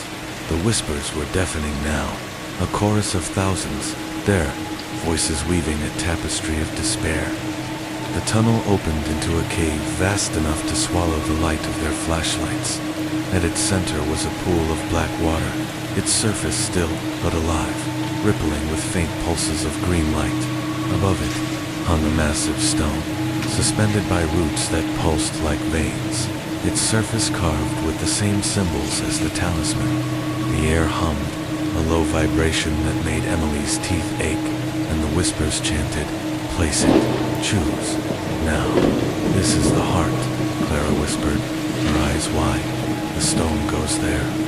She pointed to a hollow in the pool's edge, its shape a perfect match for the talisman. Emily pulled the talisman from its pouch, its light flaring, illuminating the cave. The shadows on the walls moved, forming figures, hundreds of them, their void faces screaming, their limbs reaching. She stepped toward the pool, the talisman burning in her hand. But Clara grabbed her arm. "Wait," Clara said, her voice desperate. "The sacrifice. We have to choose now, or it'll take us all." Emily's heart pounded, her eyes flicking to Lucas, then Clara. "No one's staying," she said, her voice fierce. "We'll find another way." "There is no other way," Clara said, tears streaming down her face. "I've read the book. It's clear. One of us has to stay, or the hunger takes everyone." Lucas's voice was raw. "Then let me do it. I'm the one who wanted to leave. You and Em can get out. Start over." "No," Emily shouted, her vision blurring with tears. "We're not losing you. We're in this together." The cave shook, roots erupting from the walls, lashing at their legs. The pool churned, its surface splitting to reveal a void, the same abyss they'd seen in the clearing. The whispers screamed, "Choose now." The talisman burned, its light fading, and Emily felt a pull, a hunger that wasn't her own. Drawing her toward the pool, Clara stepped forward, her face resolute. "It's me," she said, her voice steady despite her trembling hands. "I knew Margaret. I know what she'd want. I'll stay." Before Emily could protest, Clara grabbed the talisman, her bloodied hand staining its surface. She ran to the pool, placing the stone in the hollow, and shouted words from the book, her voice echoing, "Sanguis et umbra, finis pactum," blood and shadow, end the pact. The fog clung to the truck like a living thing as Emily, Lucas, and Clara sped back to the Carter house. The founder's book, heavy in Clara's lap, its leather cover stained with their blood. The talisman, tucked in its pouch at Emily's waist, was silent now, its warmth replaced by a chilling cold that seemed to seep into her bones. The tall, thin figures lingered at the edge of the fog, their void faces watching, their forms flickering like dying flames. The whispers had quieted, but their absence was worse, a suffocating silence that promised violence. It was just past 10:45 p.m. on July 4th, 2025, and Blackthorn Hollow felt like a town on the edge of oblivion inside the house. They barricaded the doors and windows, piling furniture against every entrance. The living room was a fortress of shadows, lit only by a flickering lamp and Clara's lantern, its glow casting jagged patterns across the walls. Emily set the talisman on the coffee table, its symbols dull but menacing, as if waiting for a spark to reignite them. Lucas paced, his bandaged hand flexing, the kitchen knife tucked into his belt. Clara sat cross-legged on the floor, the book open before her, its pages filled with cryptic text and diagrams that seemed to shift under scrutiny. "A life," Lucas said, his voice raw. "That's what you said, Clara. One of us has to stay, in the pines, forever." "What the hell does that mean?" Clara's eyes were fixed on the book, her braid unraveling, strands sticking to her sweat-dampened face. "It means what it says," she replied, her voice trembling. "The pact was sealed, with blood, but it's sustained by lives. The founders gave themselves to the pines, one by one, to keep the hunger sated. Margaret tried to break it, but she only slowed it down. This ritual," she tapped the book, "it's the only way to end it, but it needs a sacrifice." Emily's stomach churned, the cut on her palm throbbing as if in response. "A sacrifice," she repeated, her voice barely above a whisper. "One of us dies." Clara shook her head, her eyes haunted. "Not dies, stays. The pines don't just kill, they bind. The shadows we saw, the ones with no faces, they're the ones who paid the price.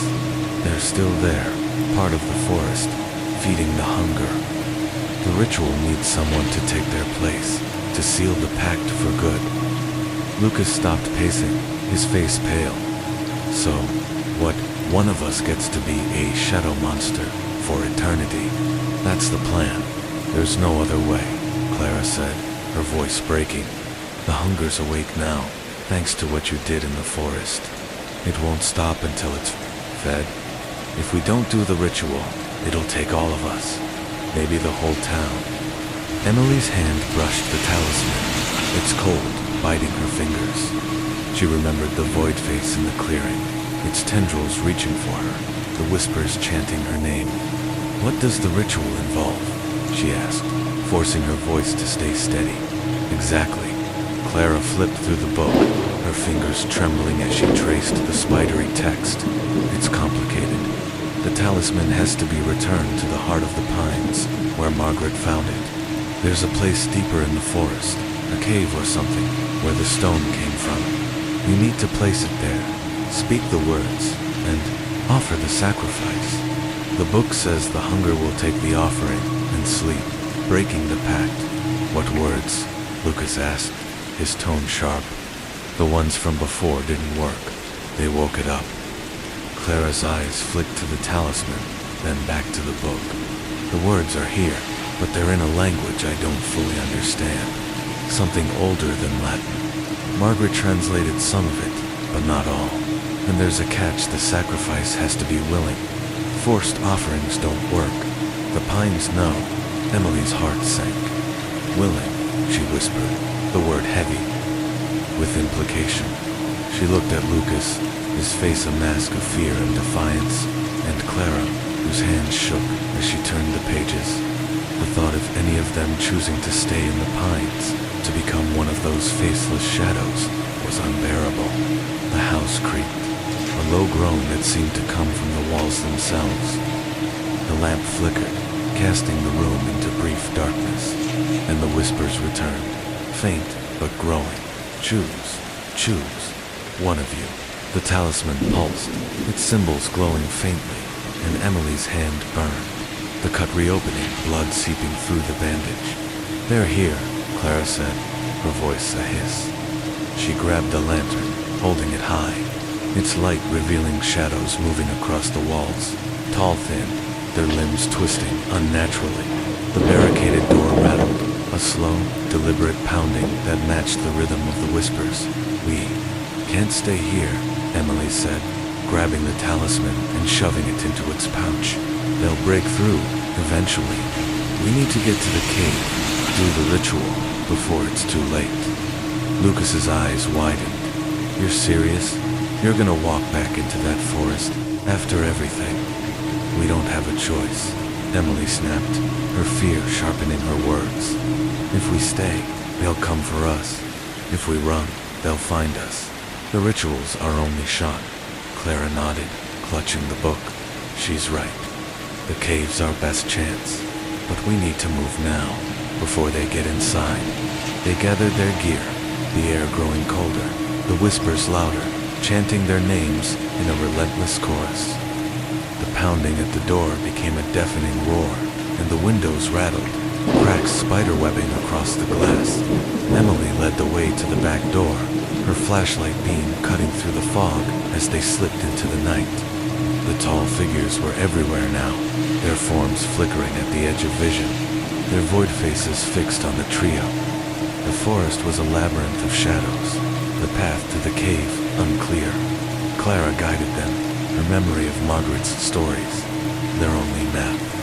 She said it was past the clearing, where the trees grow thickest, Clara said, her voice trembling as she clutched the book. There's a marker, a stone arch covered in symbols. That's the entrance. The talisman pulsed against Emily's hip, its light seeping through the pouch, illuminating their path. The whispers followed, a cacophony of voices now, some pleading, some angry, all demanding, give it back. Choose. You belong to us. The trees seemed to lean closer, their branches scraping against Emily's arms, leaving welts that burned like fire, after what felt like hours. They found the arch a crumbling structure of black stone, its surface, etched with spirals and jagged lines, the same symbols that haunted their every step. The air beyond it was colder, heavier, and the whispers became a scream, shaking the ground. Emily's hand throbbed, blood dripping from her bandage, and she felt a pull, as if the talisman were drawing her forward. This is it, Clara said, her voice barely audible over the whispers. She opened the book, pointing to a page with a diagram of the arch and a cave beyond, the heart of the pines, the hunger's home. Lucas gripped the crowbar, his face pale. If we go in there, we're not all coming out. Emily met his eyes, her heart breaking at the fear in them. We'll figure it out, she said, though the words felt hollow. We'll do this together. They stepped through the arch, the fog parting to reveal a narrow tunnel descending into the earth. The walls were slick with reddish sap, the symbols glowing faintly, pulsing in time with the talisman. The air was thick, almost liquid, and every breath felt like swallowing glass. The whispers were deafening now, a chorus of thousands, their voices weaving a tapestry of despair. The tunnel opened into a cave vast enough to swallow the light of their flashlights. At its center was a pool of black water, its surface still but alive, rippling with faint pulses of green light. Above it hung a massive stone, suspended by roots that pulsed like veins, its surface carved with the same symbols as the talisman. The air hummed, a low vibration that made Emily's teeth ache, and the whispers chanted, "Place it, choose, now." "This is the heart," Clara whispered, her eyes wide. "The stone goes there." She pointed to a hollow in the pool's edge, its shape a perfect match for the talisman. Emily pulled the talisman from its pouch, its light flaring, illuminating the cave. The shadows on the walls moved, forming figures, hundreds of them, their void faces screaming, their limbs reaching. She stepped toward the pool, the talisman burning in her hand. But Clara grabbed her arm. "Wait," Clara said, her voice desperate. "The sacrifice. We have to choose now, or it'll take us all." Emily's heart pounded, her eyes flicking to Lucas, then Clara. "No one's staying," she said, her voice fierce. "We'll find another way."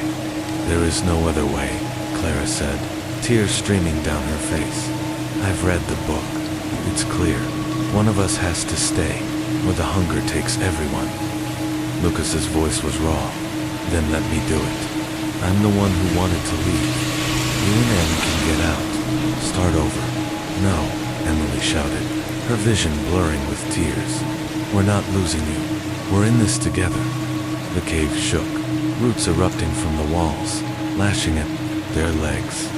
The pool churned, its surface splitting to reveal a void, the same abyss they'd seen in the clearing. The whisper screamed, "Choose now." The talisman burned, its light fading, and Emily felt a pull, a hunger that wasn't her own. Drawing her toward the pool, Clara stepped forward, her face resolute. "It's me," she said, her voice steady, despite her trembling hands. "I knew Margaret. I know what she'd want. I'll stay." Before Emily could protest, Clara grabbed the talisman, her bloodied hand staining its surface. She ran to the pool, placing the stone in the hollow, and shouted words from the book, her voice echoing, "Sanguis et umbra, finis, pactum, blood and shadow, end the pact." The cave erupted in light, the roots recoiling, the shadows dissolving.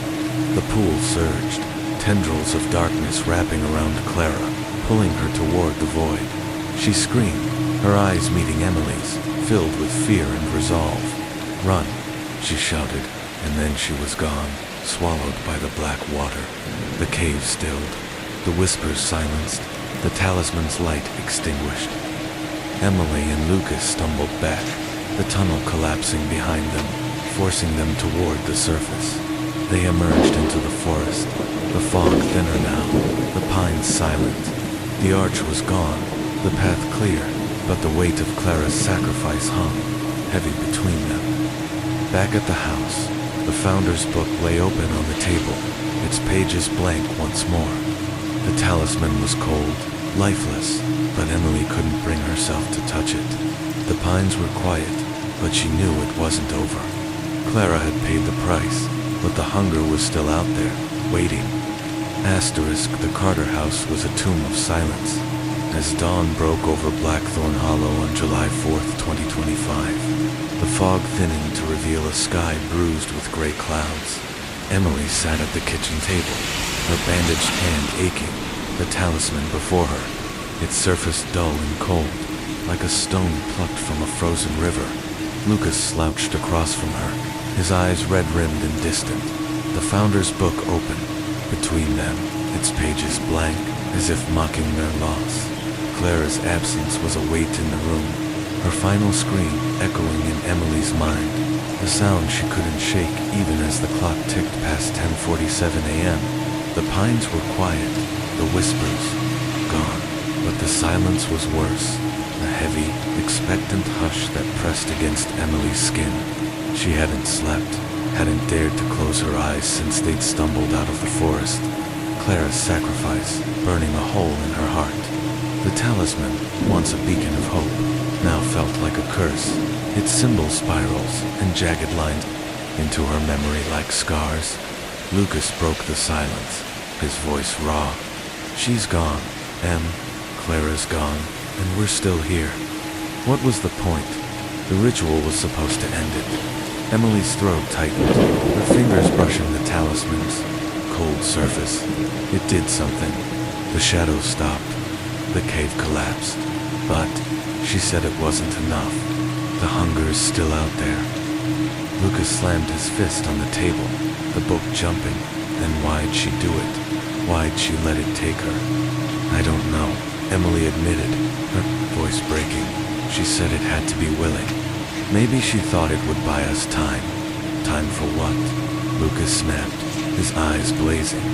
"To sit here waiting for that thing to come back. We're out of moves, Em. The book's blank. The talisman's dead, and the town's probably coming for us next." He wasn't wrong. Elias and Ruth had already tried to take the talisman, and Harold's warnings about the town's complicity in the pact loomed large. Emily stood, pacing to the window, where the fog had lifted just enough to reveal the pines in the distance, their branches swaying in a wind she couldn't feel. "We need to find out what the town knows," she said. "Someone else has to have answers. Someone who isn't part of the Elders' game." Lucas snorted, but his anger was fading, replaced by exhaustion. Like who? Everyone in this place is either scared or in on it. Emily's mind flashed to the library, to Harold's nervous tick, his reluctance to talk. "Harold," she said, "he knows more than he's saying. He was scared, but he helped us before. Maybe we can get him to talk. Lucas hesitated, then nodded. Fine, but we're not leaving that thing here. He pointed at the talisman.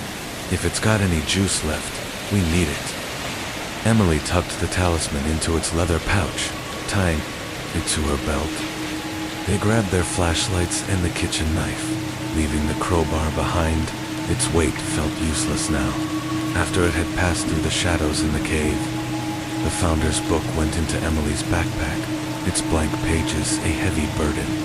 They slipped out the back door, the morning air sharp with the scent of pine and damp earth. The town eerily quiet as they drove to the library. Blackthorn Hollow was a ghost town, its streets empty, the general store's sign creaking in the breeze. The library's brick facade loomed ahead, its windows dark, but a faint light flickered inside. Harold was at his desk, his glasses slipping down his nose, his tick jerking his head as he sorted through a stack of papers. He jumped when they entered, his eyes widening at the sight of the talisman's pouch. "You're still here," he said, his voice high and strained. "I thought, after last night, you'd be gone." "We're not leaving," Emily said, her tone firm. "Not until we know how to stop this. Clara's gone, Harold." She gave herself to the pines to finish the ritual, but it didn't work. "Tell us what you know." Harold's tick intensified, his cheek twitching violently. "Clara, oh God." He sank into his chair, his hands trembling. "She was Margaret's girl. I told her to stay away from you, from that thing." He pointed at the talisman. "You don't understand what you've done." "Then make us understand," Lucas said, leaning over the desk, his voice sharp. "What's the hunger? Why didn't the ritual work?" Harold's eyes darted to the windows, where the fog was creeping back, thickening as the morning wore on. "The hunger's not something you can kill," he said, his voice low. "It's older than the town, older than the forest. The settlers found it when they came here, starving and lost. It offered them ideal lives for survival. They built the town on that pact, and every generation's paid the price. Margaret tried to break it, and now you've stirred it up again." Emily's hand tightened around the talisman's pouch. Clara said there was a ritual in the Founder's book, one to end the pact. She used it, gave her life. Why didn't it stop? Harold's tick jerked his head to the side, his glasses slipping further. Because the hunger doesn't just take one life. It takes what it wants, when it wants. The ritual in the book, it's a lie, or half a lie. The Founders wrote it to keep people hoping, to keep them from fighting back. The talisman can hold it off, but only for a while. Every time you use it, it takes something from you. Clara, she paid the price, but it's not enough. It never is. Lucas's face darkened. "So we're just supposed to wait for it to come for us? That's it?" Harold shook his head, his voice trembling. "There's a story, an old one, about the heart of the pines. The cave you found, it's not the true heart. There's another place, deeper, where the hunger was born. Margaret looked for it, but she never found it. If you can get there, destroy the source of the pact. You might end it, but no one's ever come back from that deep." Emily's heart raced, her mind flashing to the cave, the pool of black water, the void face. "Where is it? How do we find it?" Harold hesitated, his eyes flicking to the talisman. "The book might tell you, if it's not blank anymore. Sometimes it shows things when the pines want it to, but you need to be careful. The elders know you're fighting. Elias has been watching you since you arrived." As if on cue, the library's door creaked open, and Elias stepped inside, his scar glinting in the dim light. Ruth followed, her gray bun tight, her eyes cold and unyielding. Two other townsfolk flanked them, their faces grim, their hands gripping. Heavy flashlights like weapons. "You've caused enough trouble," Elias said, his voice calm but edged with menace. "Hand over the talisman and the book, now." Lucas stepped in front of Emily, the knife in his hand. "Not happening. You want it. Come and get it." Ruth's lips curled into a sneer. You think you can fight the pines? You're children, playing with things you don't understand. Give us the talisman, and maybe the hunger will spare you. Emily's hand tightened around the pouch, the talisman pulsing faintly. You're the ones who've been feeding it, she said, her voice shaking with anger. All these years, letting people disappear. Clara's gone because of you. Ilias's eyes narrowed, his scar twitching. Clara made her choice, just like Margaret. The pines take what they're owed. You can't change that. Asterisk, the air grew colder, the whispers returning, faint but growing. Give it back, you're ours. The talisman flared, its light spilling through the pouch, and the elders flinched, their faces twisting in pain. Emily grabbed Lucas's arm, pulling him toward the back door. Run. They burst into the fog, the elders' shouts echoing behind them. The truck was parked a block away, and they sprinted through the mist, the whispers chasing them, chanting their names. The talisman burned against Emily's hip, its light guiding their path. But the fog was alive now, swirling into shapes' faces, hands void eyes that reached for them. They reached the truck, the engine roaring to life as Emily floored it. The Founder's book slid to the floor, its pages fluttering open, and for the first time, words appeared, spidery and faint, describing a path to the true heart of the pines. Emily's heart pounded as she read, the talisman pulsing in time with her pulse. It's showing us the way, she said, her voice trembling. The heart of the pines. We can end this. Lucas's face was grim. Or we die trying. They drove to the forest's edge, the talisman's light cutting through the fog. The pines loomed, their branches beckoning, and the whispers grew, louder, a chorus of hunger and rage. As they stepped into the trees, the book opened in Emily's hands, the talisman blazing, they knew there was no turning back. The true heart awaited, and with it, the hunger's final price. The forest swallowed Emily and Lucas as they plunged into the pines. The Founder's book clutched in Emily's trembling hands, its pages now alive with spidery text and crude maps that seemed to writhe under her flashlight's beam. The talisman, tied in its leather pouch at her waist, pulsed faintly, its cold seeping into her skin, a constant reminder of the price already paid Clara's sacrifice, their blood, their fear. It was just past noon on July 4th, 2025, but the pines were timeless, the fog cloaking the sky, the trees blocking any hint of daylight. The whispers had returned, a low chant weaving through the branches. Closer, you're so close. Emily, Lucas. Lucas gripped the kitchen knife, his bandaged hand shaking, his eyes darting to every shadow. The fog swirled around them, forming fleeting shapes, faces, hands, void eyes that dissolved when he looked directly at them. This is a bad idea, Em, he said, his voice tight. We don't even know where we're going. Emily held the book tighter, its leather cover slick with sweat. The book's showing us the way, she said, though doubt gnawed at her. The text described a path to the true heart, a place deeper than the cave, where the hunger was born. The map was vague, marked with symbols, spirals, jagged lines, the same as the talisman, but it pointed to a ravine beyond the stone arch, a place Margaret had never reached. We just need to find the ravine. It's our only shot to end this. Lucas's jaw clenched, his flashlight beam cutting through the fog. And what if it's another trap, like the cave? Clara thought she was ending it, and now she's gone. Emily's heart twisted at the mention of Clara, her final scream echoing in her mind. We can't stop now, she said, her voice trembling. The elders are coming for us. The hunger's awake. If we don't find the true heart, it'll take us anyway.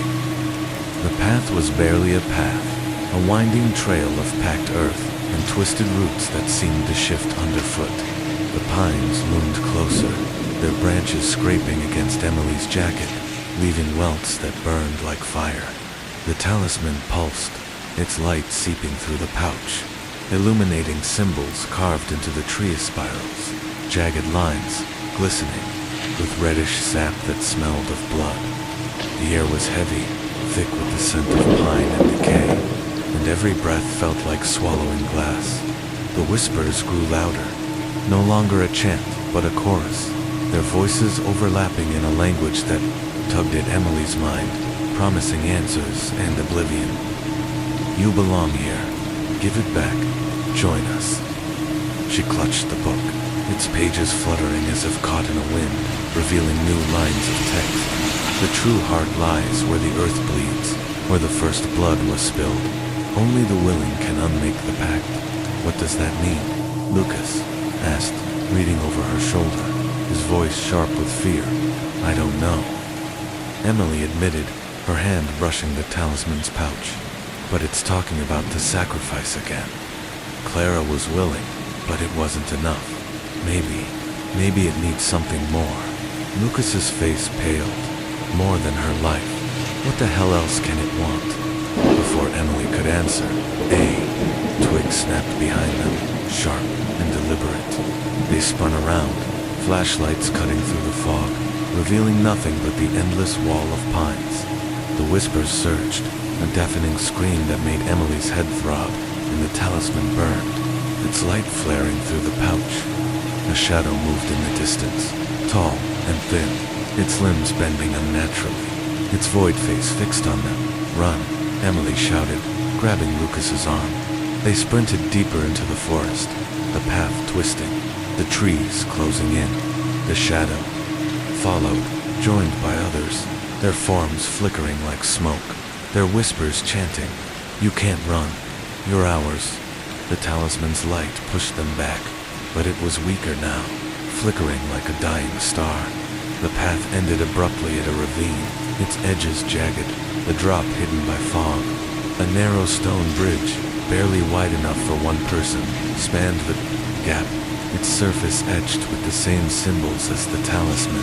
Below, the air pulsed with a low hum, the same grinding sound they'd heard in the cave, and the fog parted to reveal a river of black water, its surface rippling with green light. This is it, Emily said, her voice trembling as she checked. The book, the map showed the ravine, the bridge, and a cave on the other side, the true heart. We have to cross. Lucas's eyes widened, his flashlight shaking. That bridge doesn't look safe, Em, and those things are right behind us. We don't have a choice, she said, stepping onto the bridge. The stone groaned under her weight, crumbs of rock falling into the abyss. The talisman posed, its light guiding her, and Lucas followed, his knife clutched tightly. The whispers screamed, the shadows closing in, their tendrils reaching across the ravine. Halfway across, the bridge shuddered, a crack splitting its surface. Emily grabbed Lucas's arm, steadying him as the shadows lunged, their void faces inches away. The talisman flared, its light searing the air, and the shadows recoiled, their screams echoing through the ravine. Keep moving, Emily shouted, her heart pounding as they stumbled to the other side. The cave's entrance was a jagged maw, its walls slick with reddish sap, the symbols glowing with an unnatural light. The air inside was thick, almost solid, and the hum was deafening, vibrating in Emily's bones. The book's pages fluttered, revealing a new passage. Place the stone where the earth bleeds. Speak the words, offer the willing heart. The cave opened into a vast chamber, its ceiling lost in darkness, its floor a mosaic of symbols surrounding a pool of black water, its surface pulsing with green light. At its center stood a pedestal of black stone, its surface carved with a hollow the exact shape of the talisman. Roots hung from the ceiling, pulsing like veins, and the air was alive with whispers, chanting, Place it, choose, now. Emily's hand trembled as she pulled the talisman from its pouch, its light dim but steady. This is the true heart, she said, her voice echoing. We put it here, say the words, and someone has to stay. Lucas's face was ashen, his knife shaking in his hand. No way, Em, we're not doing this. Not after Clara. We have to, Emily said, tears stinging her eyes. If we don't, the hunger takes everyone. The town, us, everything. Before Lucas could argue, a shout echoed from the cave's entrance. Elias stepped into the chamber, his scar glinting, Ruth and the other elders behind him, their faces grim. You've gone too far, Elias said, his voice cold. Give us the talisman and the book. End this now. Lucas raised his knife, stepping in front of Emily. Back off, or I swear, you'll what? Ruth sneered, her gray bun unraveling in the humid air. You can't fight the pines. No one can. Hand it over, and we'll make it quick. Emily's mind raced, the talisman burning in her hand. The book's words echoed in her mind, the willing heart. She looked at Lucas, his fear mirroring her own, and knew they couldn't both walk away. I'll do it, she said, her voice steady despite the terror clawing at her chest. I'll stay. No, Lucas shouted, grabbing her arm. You're not doing this, Em. I won't let you. You don't have a choice, she said, tears streaming down her face. One of us has to. You're my brother.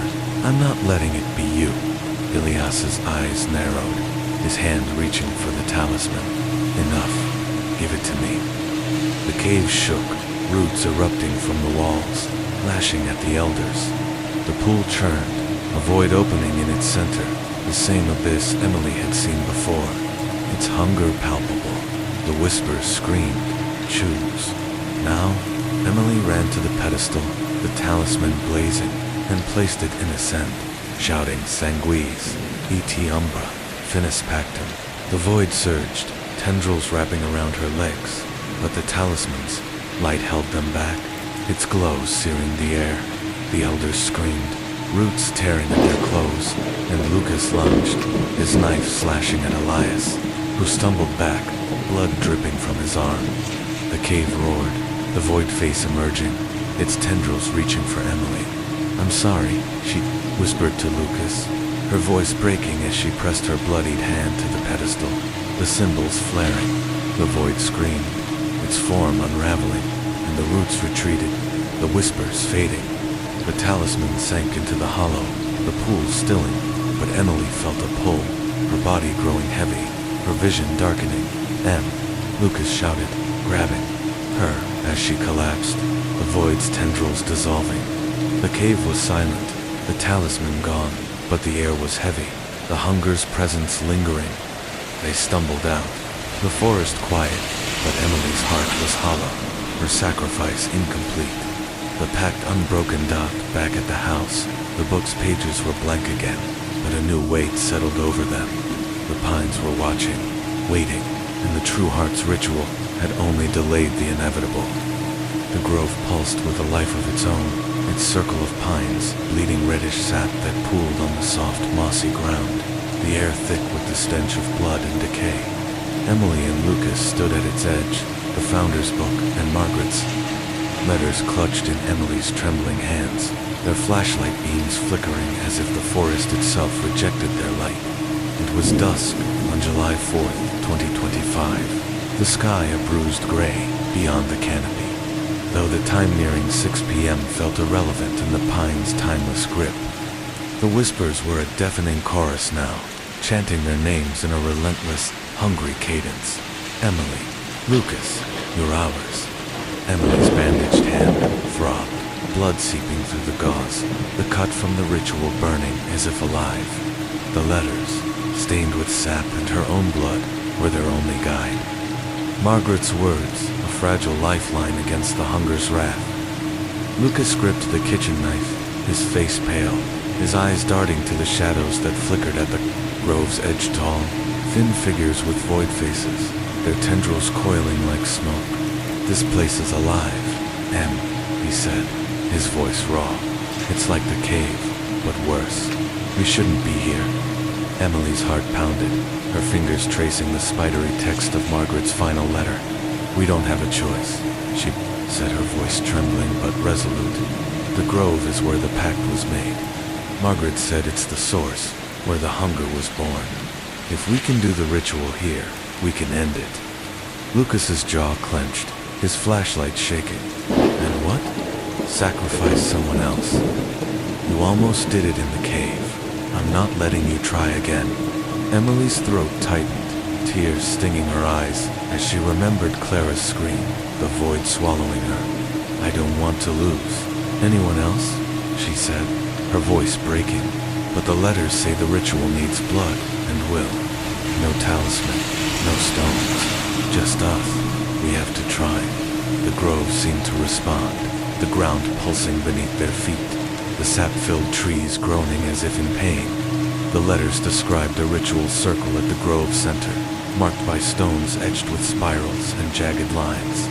Emily's flashlight swept the clearing, revealing a ring of black rocks, their surfaces glistening with sap, surrounding a depression in the earth that looked like a wound oozing red. The whispers surged, a scream that made her head throb. Place it. Choose. Now. This is it, Emily said, stepping into the circle, the book open in her hands. The text was clearer now, as if the grove had awakened it, detailing a chant. To unmake the pact, sanguis et voluntas franger pactum. Blood and will break the pact. But the final line was stark. The willing heart must bind the hunger, or all are forfeit. Lucas's face paled, his knife shaking. It's the same as before. Someone has to stay, forever. Emily nodded, her heart sinking. Margaret said, the same thing. The hunger takes a life to sleep. But maybe there's another way. Before Lucas could argue, a shout cut through the whispers. Elias emerged from the fog, his scar glinting. Ruth and 3 townsfolk at his side, their hands gripping makeshift weapons, a shovel, a crowbar, a hatchet. Their faces were grim, their eyes cold with purpose. You've gone too far, Elias said, his voice a low growl. The pines are awake because of you. Hand over the book and the letters, and we'll end this. Lucas raised his knife, stepping in front of Emily. Try it, old man. We're not giving you anything. Ruth's sneer was venomous, her gray bun unraveling in the humid air. You think you're different from us? The pines take what they're owed. You've made it hungrier, and now it wants you. Emily clutched the book, her mind racing. The sap had repelled the shadows before, and Margaret's letters mentioned its power, drawn from the grove itself. She grabbed a jar from her backpack, one of the last from the church, and smashed it on the ground. The reddish liquid spreading, the shadows at the grove's edge screamed, their forms dissolving, but the elders didn't flinch, their eyes fixed on the book. You can't fight the hunger, Elias said, stepping closer, his shovel raised. The pacts kept this town alive for 200 years. You're just the latest price. The ground shuddered, roots erupting from the moss, lashing at Emily's legs. The whispers screamed, choose. Now, she stumbled, dropping the book. Its pages fluttering open to reveal a diagram of the ritual circle, the stones glowing faintly. Lucas swung his knife at Elias, who dodged the blade, grazing his arm, drawing blood. The sap on the ground glowed brighter, as if feeding on it, and the shadows surged, their void faces pressing closer. Emily grabbed the book, her hand bleeding onto the pages, and ran to the circle's center, where the depression pulsed like a heart. We have to do it now, she shouted, her voice echoing over the whispers. She knelt, pressing her bloodied hand to the earth, the stones flaring with light. Sanguis et volentis, franger, pactum, she chanted, the words heavy. On her tongue, the grove roared, the trees bending inward, their sap dripping like blood.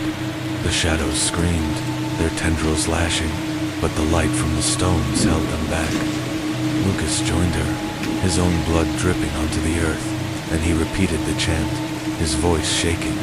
The elders advanced, their weapons raised, but the roots turned on them, wrapping around their legs, pulling them back. It's working, Emily shouted, her heart pounding as the depression in the earth widened, revealing a void, a swirling abyss, like the one in the cave. its hunger palpable. The whispers chanted, "Choose. One of you now." Emily's vision blurred, the void pulling at her, her body growing heavy. "I'll do it," she said, her voice steady, despite the tears streaming down her face. "I'll stay." "No," Lucas shouted, grabbing her arm, his knife falling to the ground. "You're not doing this, Em. We're in this together." "You're my brother," she said, her voice breaking. "I can't let it be you." Before Lucas could argue, Ruth broke free of the roots, her hatchet raised, and lunged at Emily. Lucas tackled her, the two tumbling into the moss, the hatchet skittering across the ground. Elias swung his shovel, but the roots caught him, pulling him toward the void. The other townsfolk screamed, their bodies entangled, their blood mixing with the sap. Emily pressed her hand harder to the earth, the chant spilling from her lips. Sanguis et voluntas franger pactum. The void surged, tendrils wrapping around her, but the light from the stones flared brighter, searing the air. The shadows dissolved, their screams fading, and the void began to close, the ground trembling. Lucas scrambled to her side, his face bloodied from his struggle with Ruth. "Don't you dare, Em," he shouted, pulling her back from the void. The elders were gone, swallowed by the roots, their screams echoing as the grove shook. The book's pages burned, the text vanishing, and the stones dimmed, the ritual incomplete. Emily collapsed, her body weak, the void's pull fading, but not gone. The grove was silent, the whispers stilled, but the air was heavy, the hunger's presence lingering. Lucas helped her to her feet, his eyes filled with tears.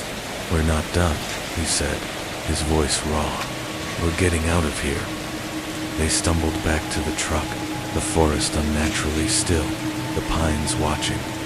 The book was ash now, the letters singed but intact, Margaret's words their only guide. Back at the house, Emily spread the letters on the table, her hand trembling. One, dated just before Margaret's death, read, "The grove is not the end. The hunger's source lies beyond, where the earth weeps. Find it, or the pines will never let you go." The fog thickened outside, and a new sound emerged, a low, grinding laugh, like the one from the cave. The hunger wasn't finished, and the grove's demand had only delayed its wrath. The Carter house was a crumbling bastion against the encroaching night, its walls groaning under the weight of the fog that pressed against the windows like a living entity. It was July 4th, 2025, the clock in the kitchen ticking past 7 p.m., but the oppressive darkness of Blackthorn Hollow made time feel irrelevant, a fleeting concept drowned in the pine's timeless grip. Emily sat at the kitchen table, her bandaged hand throbbing, blood seeping through the gauze, staining the edges of Margaret's singed letters, which lay scattered before her. The Founder's book was a pile of ash, its secrets consumed by the grove's ritual, but the letters yellowed, brittle, and marked with reddish sap were their last tether to hope. Lucas paced the room, his face ashen, the kitchen knife tucked into his belt, his eyes darting to the shadows that seemed to pulse in the corners, alive with menace. The grinding laugh from the grove echoed in their minds, a chilling reminder that the hunger was awake, its wrath delayed but growing, a predator biding its time. Emily's fingers trembled as she reread Margaret's final letter, its words burned into her memory. The grove is not the end. The hunger's source lies beyond, where the earth weeps. Find it, or the pines will never let you go. The phrase "where the earth weeps" was a haunting enigma, a clue to a place deeper than the grove, where the pack's roots were buried in blood and betrayal. The talisman was gone, swallowed by the pedestal in the true heart's cave, its absence a hollow ache in Emily's chest, as if it had taken a piece of her soul. Her hand ached, the cut from the ritual burning as if the forest itself were clawing at her from within. "We can't stay here," M. Lucas said, his voice raw, his pacing relentless. "The elders are gone, but that thing, still out there. I can feel it, like it's watching us." Emily's throat tightened, tears stinging her eyes as she thought of Clara's sacrifice, her scream swallowed by the void in the cave. Margaret knew something, she said, holding up the letters, their edges crumbling under her touch. She didn't reach the weeping earth, but she knew it was there. If we can find it, we can finish what she started, break the pact for good. Lucas stopped, his jaw clenched, his flashlight shaking in his hand. And what if it's another trap, like the cave, the grove? Every time we try, it gets worse. Clara's gone, the talisman's gone, and you almost, his voice broke, his eyes glistening. You almost stayed in that grove, and I can't lose you too. Emily's heart twisted, the memory of the grove's void pulling at her, its whispers chanting her name. I don't want to lose you either, she said, her voice trembling. But running won't help. The pines won't let us leave. You saw what happened to Elias, to Ruth. The hunger's coming for us next, unless we stop it. Lucas ran a hand through his hair, his bravado crumbling under the weight of their reality. Okay, fine. What do the letters say about this weeping earth? Where do we even start? Emily spread the letters on the table, their pages fragile, some stained with sap that glistened like fresh blood. One, dated a month before Margaret's death in 1996, described a vision she'd had in the pines. I saw it in a dream where the earth bleeds and weeps, a place where the first blood was spilled. The settlers sealed the pact there, offering their own to bind the hunger. It's beyond the grove, past a river of black water, where the pines grow twisted and the ground cries. Red, the ritual is there, but it demands everything blood will, and a heart that knows no fear. A river, Lucas said, his voice lulled, his eyes flicking to the window where the fog swirled, forming fleeting shapes, faces, hands, void eyes that dissolved when he blinked, like the one in the ravine, the one we crossed to get to the true heart. Emily nodded, her heart racing as she flipped to another letter, this one with a crude sketch of a path beyond the grove, leading to a river and a thicket of twisted pines. It's deeper, she said, her finger tracing the map, past the grove, past the river. The letter says the pines there are different, twisted, like they're in pain. That's where the earth weeps. Lucas's face darkened, his knife glinting in the dim light. And then what? Another ritual, more blood. You almost gave yourself to that thing in the grove, and I'm not letting you try again. I don't want to, she said, her voice breaking, tears spilling down her cheeks. But we're out of options. The hunger's awake because of us. We stirred it up, and now it's coming. We have to find the weeping earth. Do whatever ritual Margaret meant, or we're done. Lucas hesitated, his eyes searching hers, then nodded, his shoulders slumping. All right, but we're not going in blind. We need a plan, something to keep those things away. They gathered their gear with grim determination, flashlights, a kitchen knife, 2 jars of reddish sap from the church's hidden room, and the letters carefully tucked into Emily's backpack. The sap had repelled the shadows before, a weapon born of the pine's own blood, and Emily hoped it would be enough. The house groaned as they stepped onto the porch, the fog thick and cold, the pines looming in the distance like silent judges.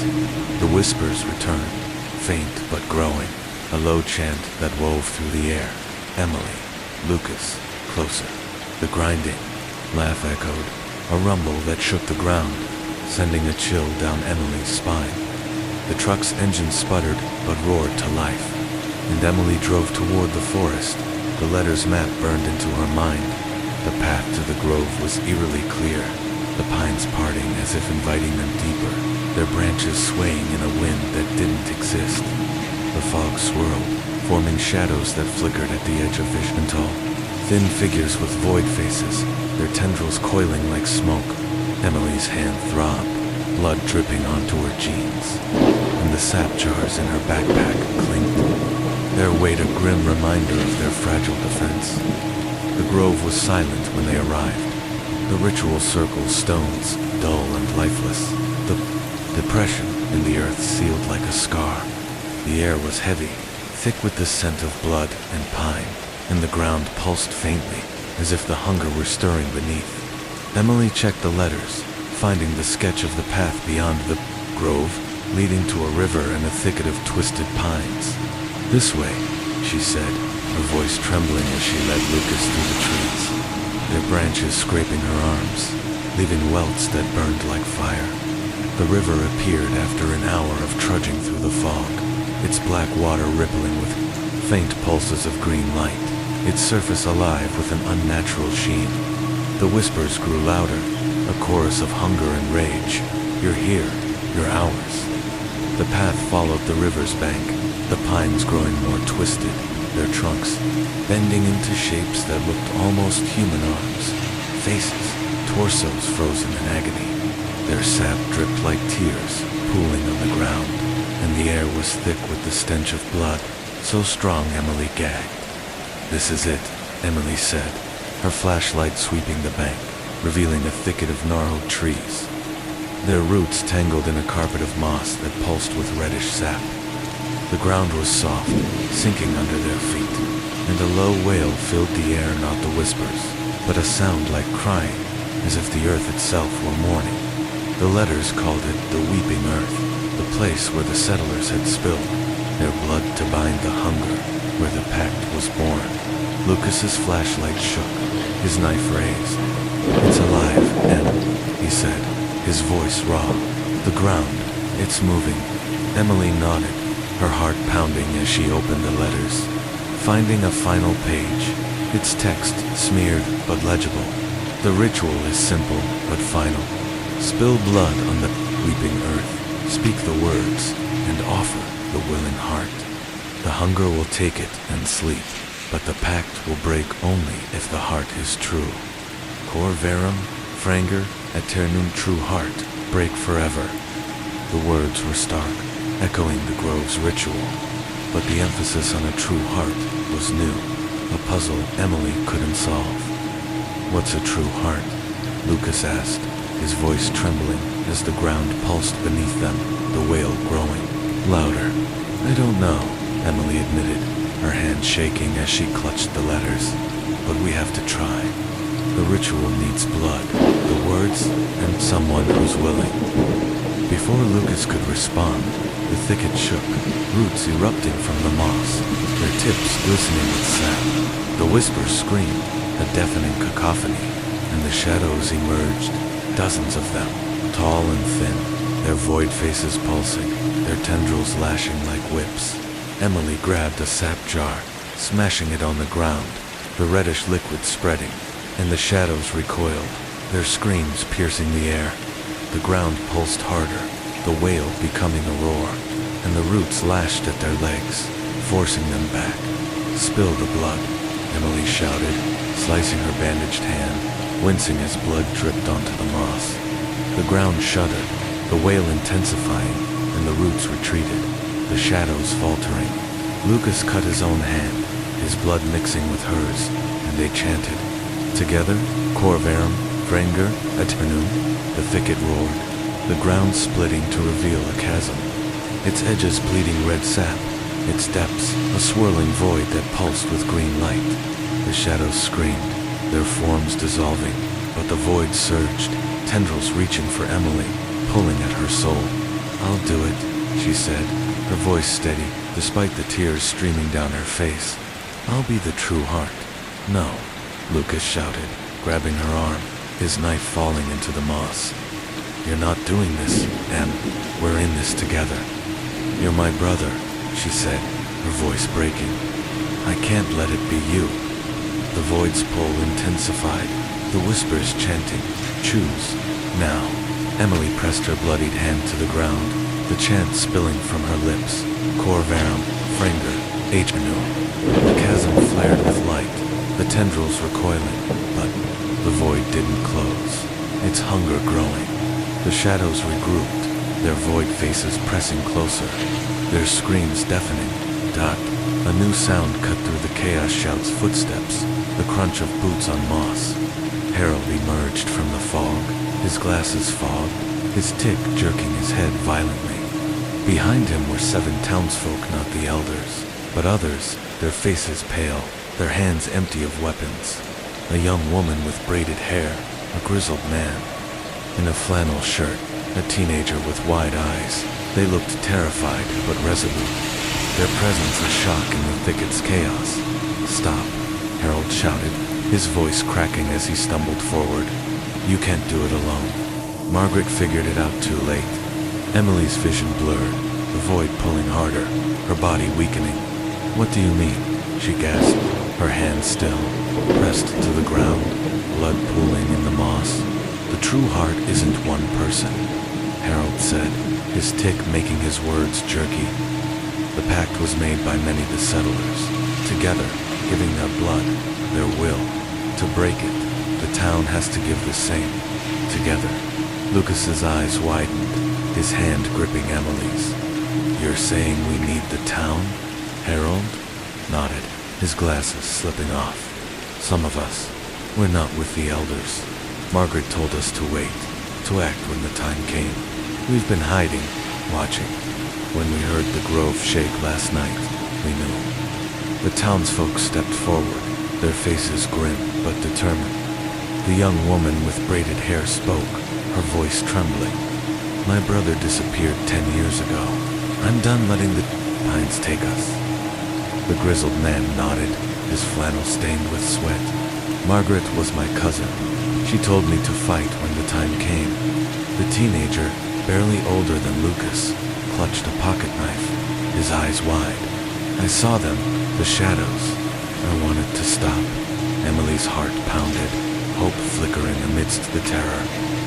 The void surged, its tendrils lashing, but the townsfolk formed a circle around the chasm, cutting their hands, their blood dripping onto the moss.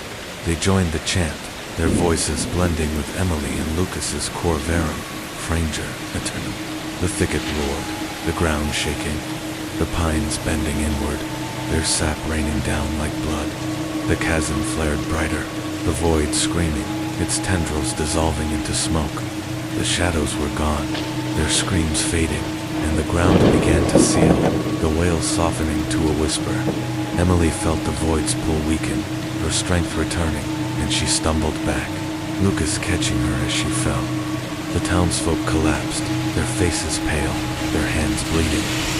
Harold sank to his knees, his ticks slowing, his glasses lost in the moss.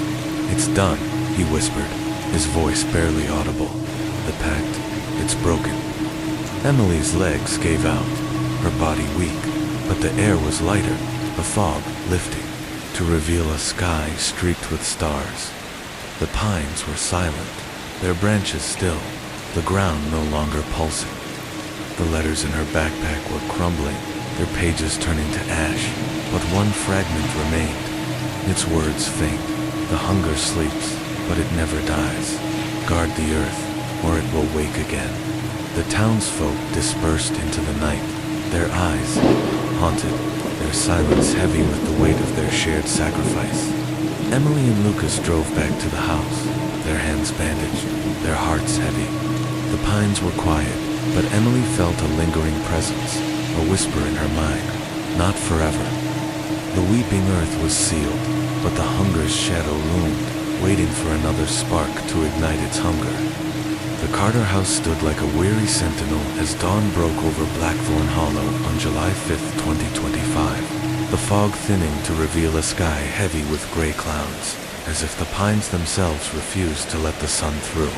It was just past 6 a.m., the clocks ticking, a faint reminder of time's persistence, though the events of the previous night had warped its meaning. Emily sat at the kitchen table, her bandaged hand aching, the remnants of Margaret's letters reduced to a single, singed fragment in her lap. The words, "The hunger sleeps, but it never dies. Guard the earth, or it will wake again," were a haunting warning, etched into her mind like the symbols that had marked the pines. Lucas slouched across from her, his face gaunt, his eyes bloodshot, the kitchen knife, now a useless relic, on the table. The weeping earth's ritual had broken the pact, or so the townsfolk believed. But Emily felt a lingering weight, a whisper in her mind that refused to fade. Not forever.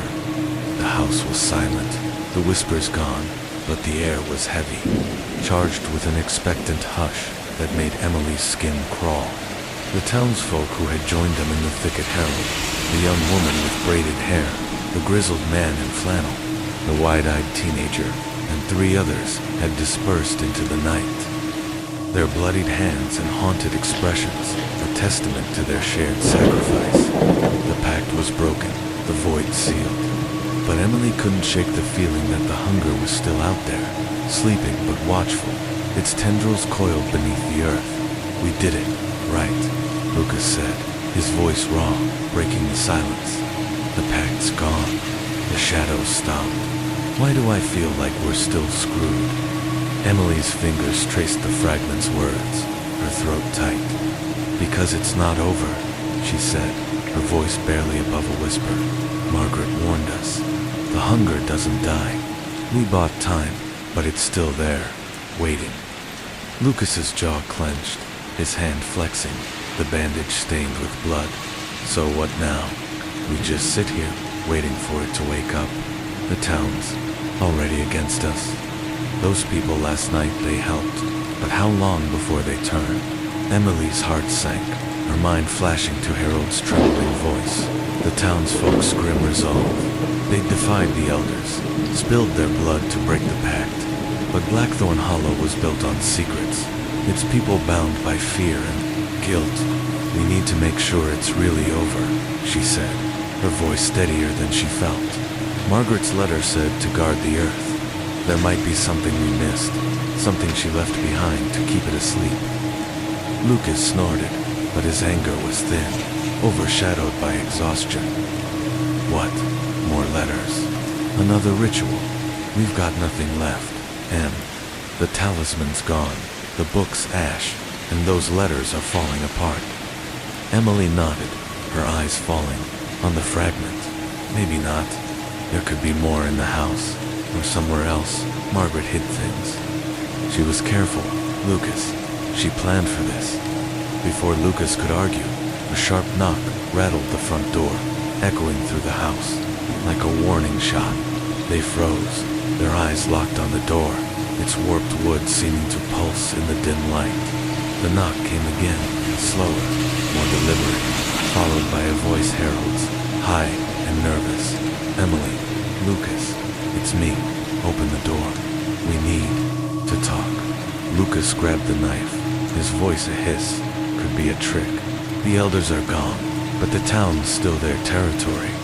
Emily's hand tightened around the fragment, her heart pounding. "He helped us last night," she said, though doubt gnawed at her. "He risked everything. We have to hear him out." They approached the door, Lucas's knife raised, Emily's flashlight ready. She opened it slowly, revealing Harold, his glasses fogged, his tick jerking his head violently. Behind him stood the young woman with braided hair, Lilla, she'd called, herself in the thick of tan. The grizzled man, Amos, his flannel stained with blood and sap.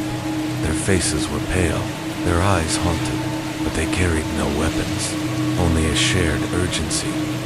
"You're still here," Harold said, his voice trembling as he stepped inside. "I thought you'd leave, after everything." "We're not running," Emily said, her tone firm, though her hand ached, blood seeping through the bandage. "What's going on, Harold? Why are you here?"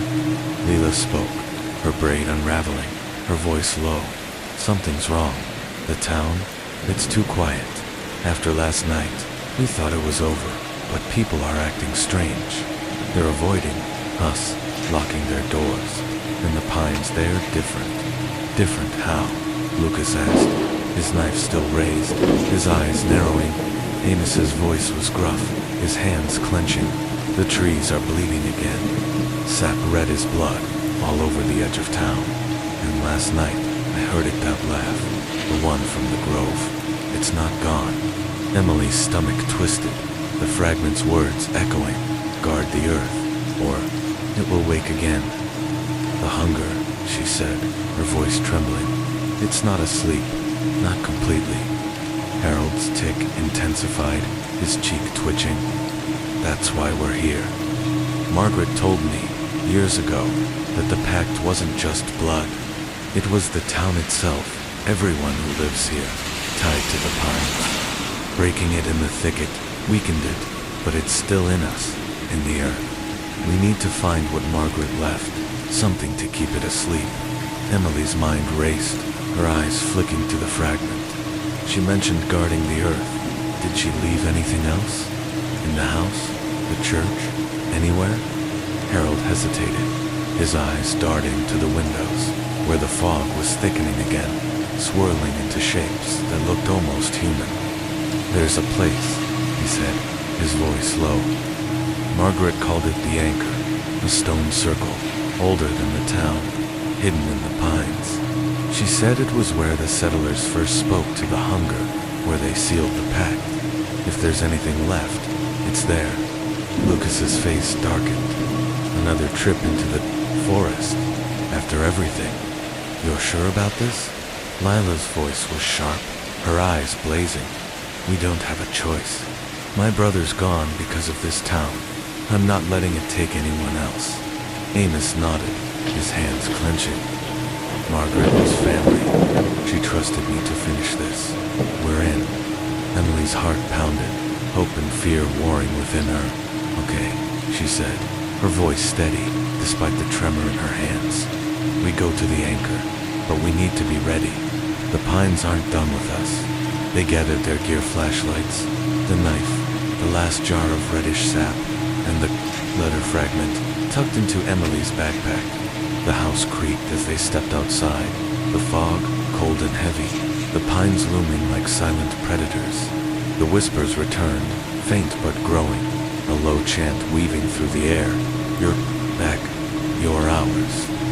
The grinding laugh echoed, a rumble that shook the ground, sending a chill down Emily's spine. The truck's engine roared, and Emily drove toward the forest, Harold's directions guiding them to a path beyond the weeping earth. The pines parted, their branches scraping the truck, leaving welts on the metal. The fog swirled, shadows flickering tall, thin figures with void faces, their tendrils coiling. Emily's hand throbbed, blood dripping onto the steering wheel, and the sap jar clinked in her backpack, its weight a grim reminder of their fragile defense. The path ended at a clearing, smaller than the grove, its ground hard and cracked, ringed by stones etched with spirals and jagged lines. The air was heavy, thick with the scent of blood and pine, and the ground pulsed faintly, as if the earth itself were breathing. The whispers were a chorus now, chanting, "Here, you're here.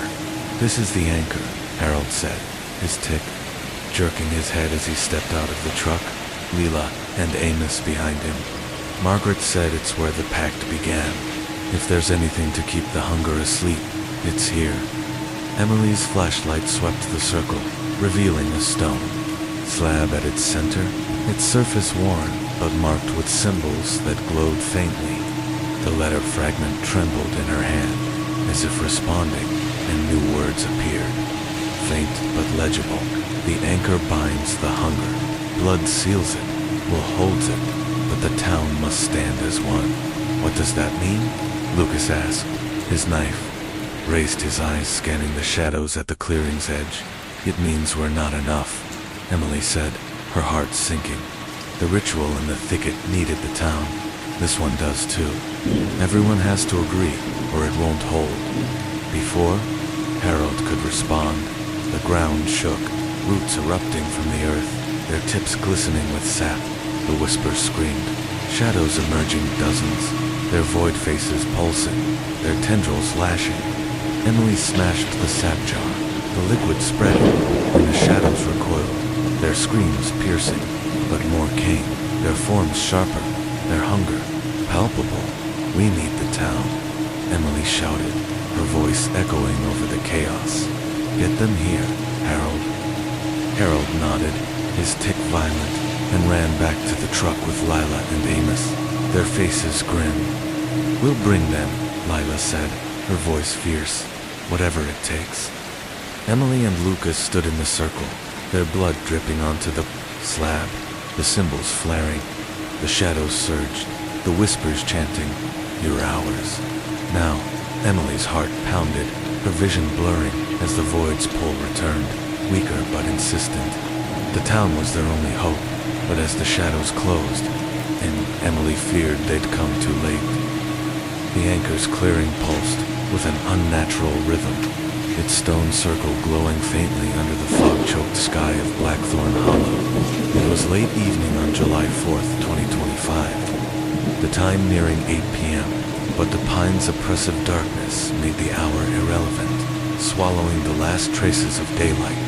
Emily and Lucas stood at the center of the circle, their bloodied hands pressed to the stone slab, its etched spirals and jagged lines flaring with each drop of blood.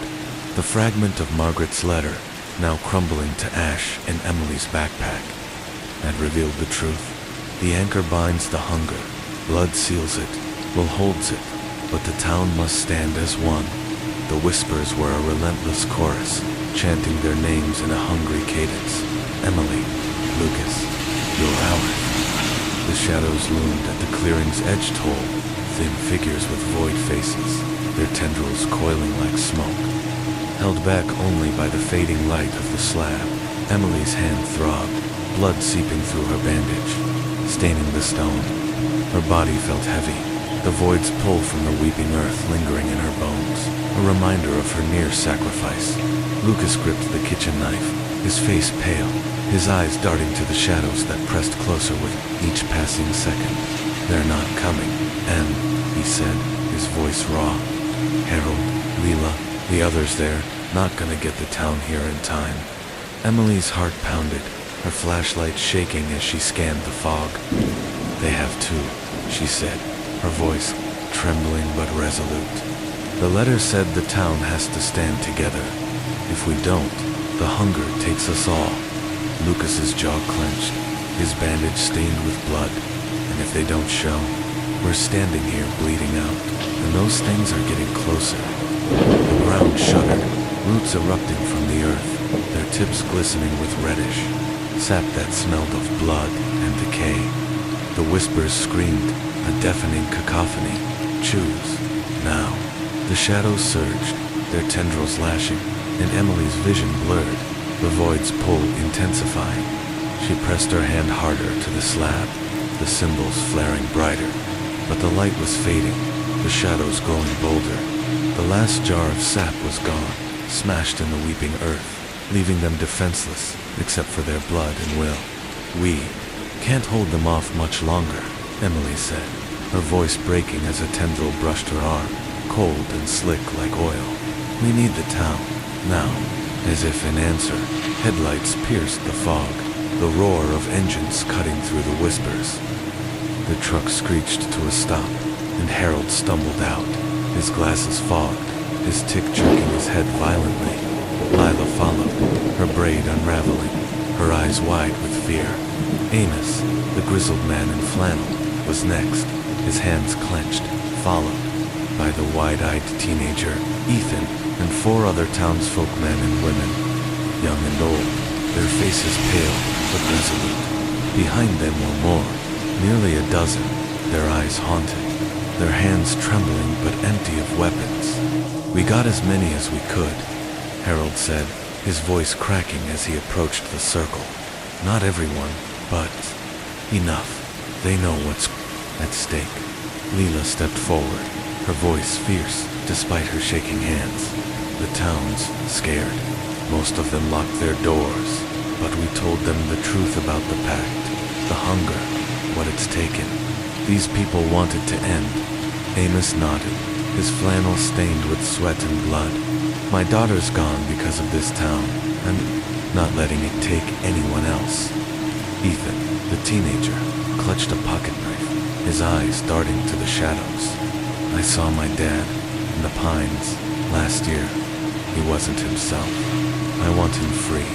Emily's heart surged with hope, though fear gnawed at her. The letter said the town has to stand as one, she said, her voice echoing over the whispers. Blood and will, together. That's what binds the hunger. Harold's tick slowed, his eyes fixed on the slab. Margaret told me about the anchor, years ago. She said it's where the settlers first spoke to the hunger, where they offered their blood. The ritual here, it's the last chance to keep it asleep. Lucas's voice was sharp, his knife raised. Then let's do it. Before those things get any closer, the shadows surged, their void faces pulsing, their tendrils lashing at the circle's edge. The slab's light flickered, the ground pulsing like a heartbeat. Emily pulled the letter fragment from her backpack, its words faint but clear. Cor, verum, franger, aeternum true heart, break forever. She read aloud, her voice trembling. Spill blood on the anchor, speak the words, and stand as one. The hunger will sleep, but only if the will is true. The townsfolk formed a circle around the slab, their faces grim. Harold cut his hand, his blood dripping onto the stone, and the others followed. Leela, Amos, Ethan, and the rest. Their blood pooling in the etched symbols, the slab flaring brighter with each drop. Emily and Lucas added their own, their bandages soaked, and they chanted together. Cor verum, franker, aeternum.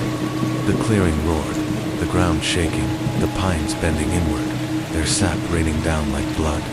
The shadows screamed, their tendrils dissolving, but the void opened beneath the slab. A swirling abyss that pulsed with green light, its hunger palpable. The whispers chanted, "More, you're not enough." Emily's body grew heavy, the void pulling at her, her vision blurring. "It's not working," Lucas shouted, his voice cracking as he grabbed her arm. "There aren't enough of us." Harold's tick jerked his head, his voice desperate. "The town? We need more." The elders kept people away, scared them into silence. "We have to get them here." Leela's eyes blazed, her hand bleeding onto the slab. "I'll go. I'll drag them here if I have to."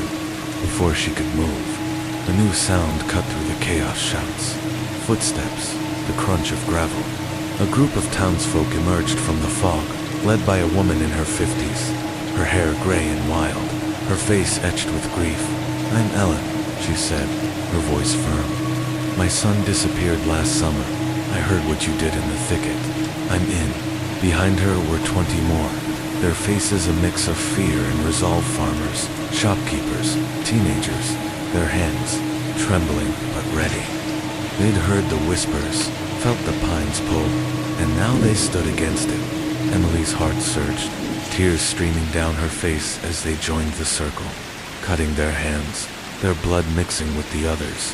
"Cor verum, franger, aeternum," Emily shouted, her voice blending with the townsfolk's. The slab, blazing with light. The void screamed, its tendrils recoiling, the shadows dissolving into smoke. The ground shook, the pines groaning, their sap pooling on the earth.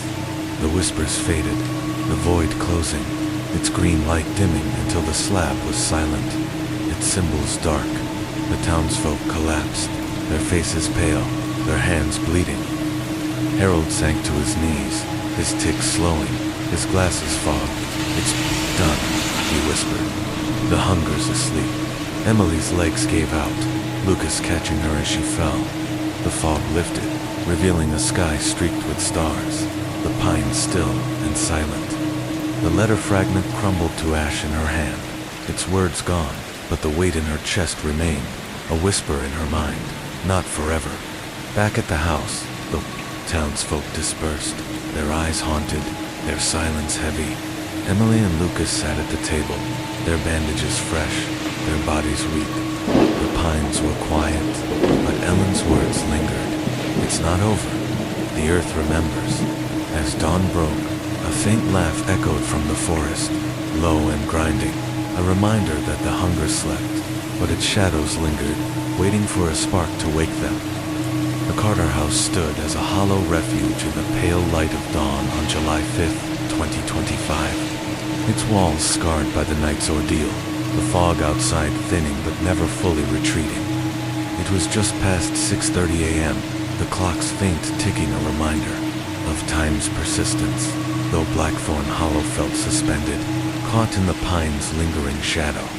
Emily sat at the kitchen table, her bandaged hand aching. The last traces of Margaret's letters, now ash, scattered across the floor. The words from the final fragment: the hunger sleeps, but it never dies. Guard the earth, or it will wake again. In her mind, a warning that refused to fade. Lucas slouched in a chair, his face gaunt, his eyes bloodshot, the kitchen knife lying useless on the table, its blade dulled by their futile battles. The ritual at the anchor had united the town, sealing the void with their collective blood. But the silence that followed was not paced, was a watchful hush. Heavy with the hunger's dormant presence, Emily's fingers brushed the table, her hand throbbing, the cut from the ritual still seeping blood through fresh bandages.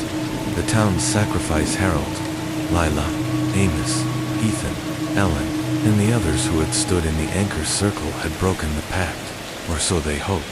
But the grinding laugh they'd heard at dawn, faint but unmistakable, lingered in her ears, a reminder that the hunger was not gone, only sleeping.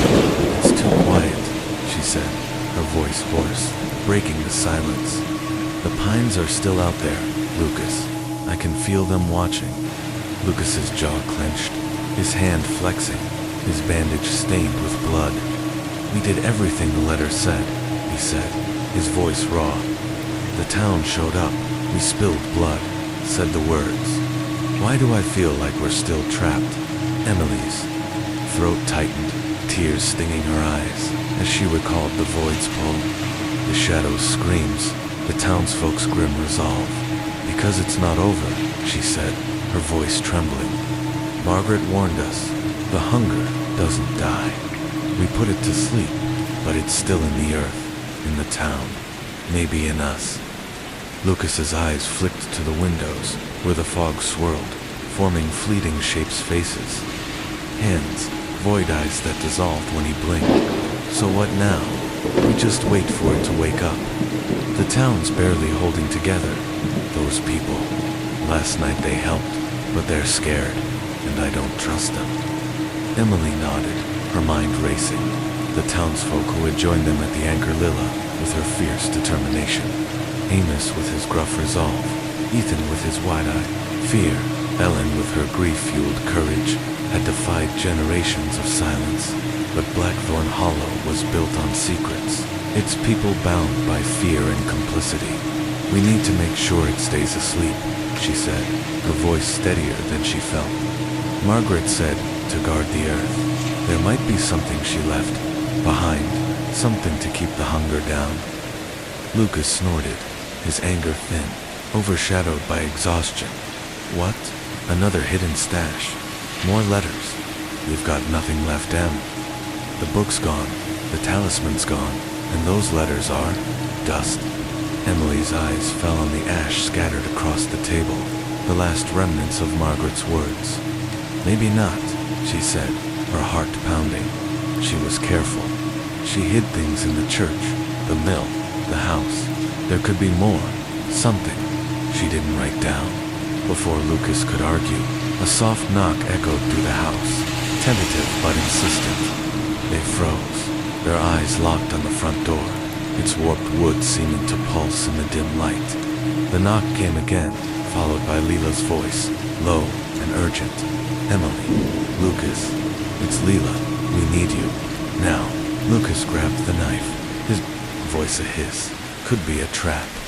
"The town's helped us before, but they've also turned on us." Emily's hand tightened around her flashlight, her heart racing. "Lila risked her life last night," she said, though doubt gnawed at her. "We have to hear her out." They approached the door, Lucas's knife raised, Emily's flashlight ready. She opened it slowly, revealing Lila, her braid frayed, her eyes wide with fear. Behind her stood Amos, his flannel stained with blood and sap, and Ethan, his pocket knife, clutched tightly, his face pale.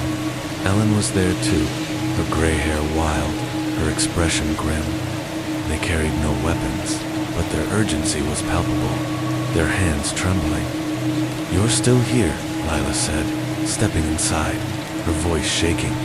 "We thought you'd leave after the anchor." "We're not running," Emily said, her tone firm, though her hand ached, blood seeping through the bandage. "What's wrong? Why are you here?" Amos's voice was gruff, his hands clenching. The town's falling apart. People are locking their doors, whispering about what we did. Some are saying we made it worse, that the hunger's not asleep. His eyes darted to the windows, his voice trembling. I saw something last night, after we left the anchor. Shadows, in my yard. They weren't moving right. Emily's stomach twisted, the grinding laugh echoing in her mind. The hunger, she said, her voice low. It's still out there. Margaret's letter said to guard the earth. What did you see, Ethan? The teenager swallowed, his hands shaking. They were like the ones in the pines, but smaller. Like people, but wrong. Their faces. They didn't have faces. In the trees behind my house they're bleeding again, red sap all over. Lila nodded, her braid unraveling further. It's happening everywhere. The general store, the church, the mill, the sap's back. And people are hearing things. Whispers, laughs. We thought it was over, but it's not. Emily's heart sank, her fingers brushing the ash on the table. Margaret said, "The hunger never dies," she said, her voice trembling. We need to find what she meant by guarding the earth. Did she leave anything else? Anything in the town? Ellen stepped forward, her gray hair catching the dim light. Margaret was my sister, she said, her voice heavy with grief. She told me, before she died, about a safe house, not the church, not the mill, a place outside town, near the old quarry. She called it the watch post, said it was where she kept her last defense, something to hold the hunger back. Lucas's eyes narrowed, his knife still raised. Why didn't you tell us this last night? You were in the thicket, the anchor. You knew about Margaret. Ellen's face hardened, her eyes glistening. I didn't trust you then. I barely trust you now. But after what we did, what we saw, I believe her now. The watch post is our only shot. Emily's mind raced, hope flickering amidst the fear. Where's the quarry? She asked, her voice steady despite the tremor in her hands. Ellen pointed west, toward the forest's edge, past the mill, where the river bends. It's abandoned, overgrown. The watch post is hidden there, a bunker she built. But the pines, they're awake. It won't be easy.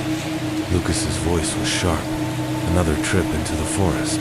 After everything, you're sure about this? Lila's eyes blazed, her hands clenched. My brother's gone because of the pines. I'm not stopping until it's done. Amos nodded, his flannel stained with sweat. Margaret was family. She trusted us to finish this. We're in. Ethan's voice was small but firm. I want my dad free, whatever it takes. Emily's heart pounded, her eyes meeting Lucas's. We go to the watch post, she said, her voice resolute. If Margaret left something, we find it. We keep the hunger asleep. They gathered their gear, flashlights, a knife, a single vial of reddish sap they'd salvaged from the house, and a map Ellen sketched on a scrap of paper, marking the quarry's location. The house creaked as they stepped outside, the fog, cold and heavy, the pines looming like silent predators. The whispers returned, faint but growing, a low chant weaving through the air. You're back, you're ours. The grinding laugh echoed, a rumble that shook the ground, sending a chill down Emily's spine. The truck's engine roared, and Emily drove toward the quarry, Ellen's map guiding them past the mill, where the rusted wheel creaked in the black river. The pines grew denser, their branches scraping the truck, leaving welts on the metal. The fog swirled, shadows flickering tall, thin figures with void faces, their tendrils coiling. Emily's hand throbbed, blood dripping onto the steering wheel, and the sap vial clinked in her backpack, its weight a grim reminder of their fragile defense. The quarry was a scar in the earth, its edges overgrown with twisted pines, their sap dripping like blood.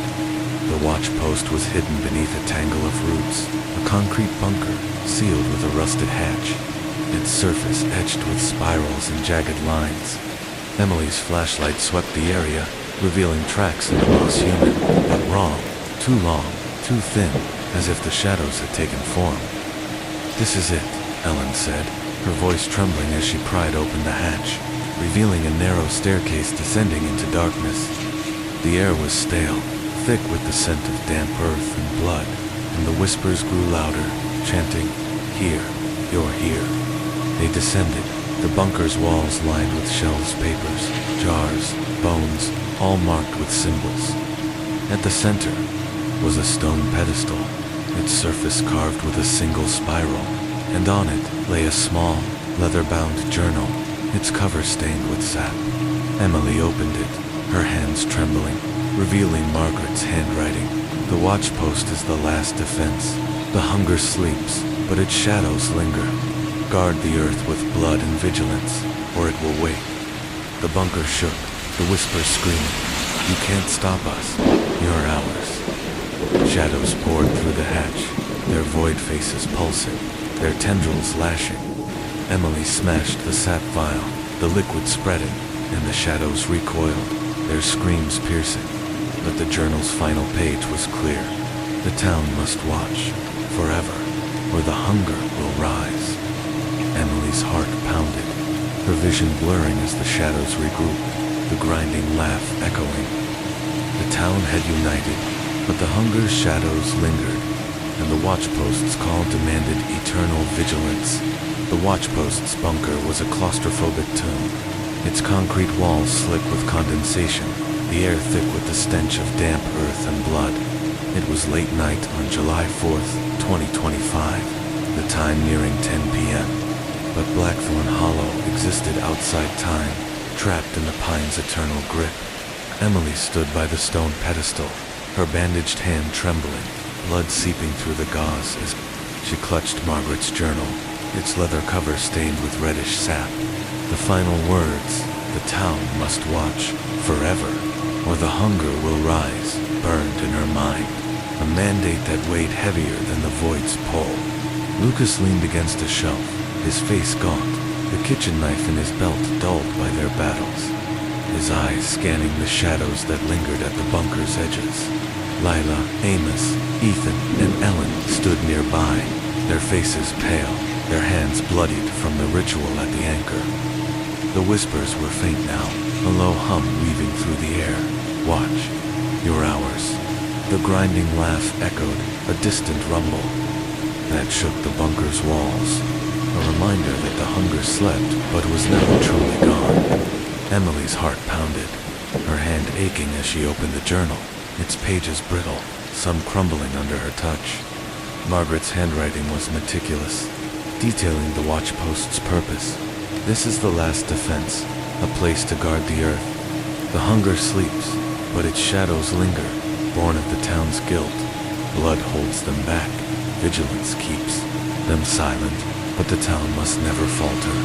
The words were a command, a burden passed down from the settlers, and Emily felt its weight settle into her bones. "We can't keep doing this," Lucas said, his voice raw, breaking the silence. "We broke the pack down. The town bled for it, but it's still out there, laughing at us." Emily's throat tightened, tears stinging her eyes as she thought of Clara's sacrifice, the townsfolk's blood pooling on the anchor's slab. "Margaret knew," she said, her voice trembling. "She said we have to guard the earth. This journal, it's a guide, a way to keep the hunger asleep. If we stop, it wakes." Lila stepped forward, her braid frayed, her eyes blazing despite her exhaustion. "My brother's gone because of this town," she said, her voice fierce.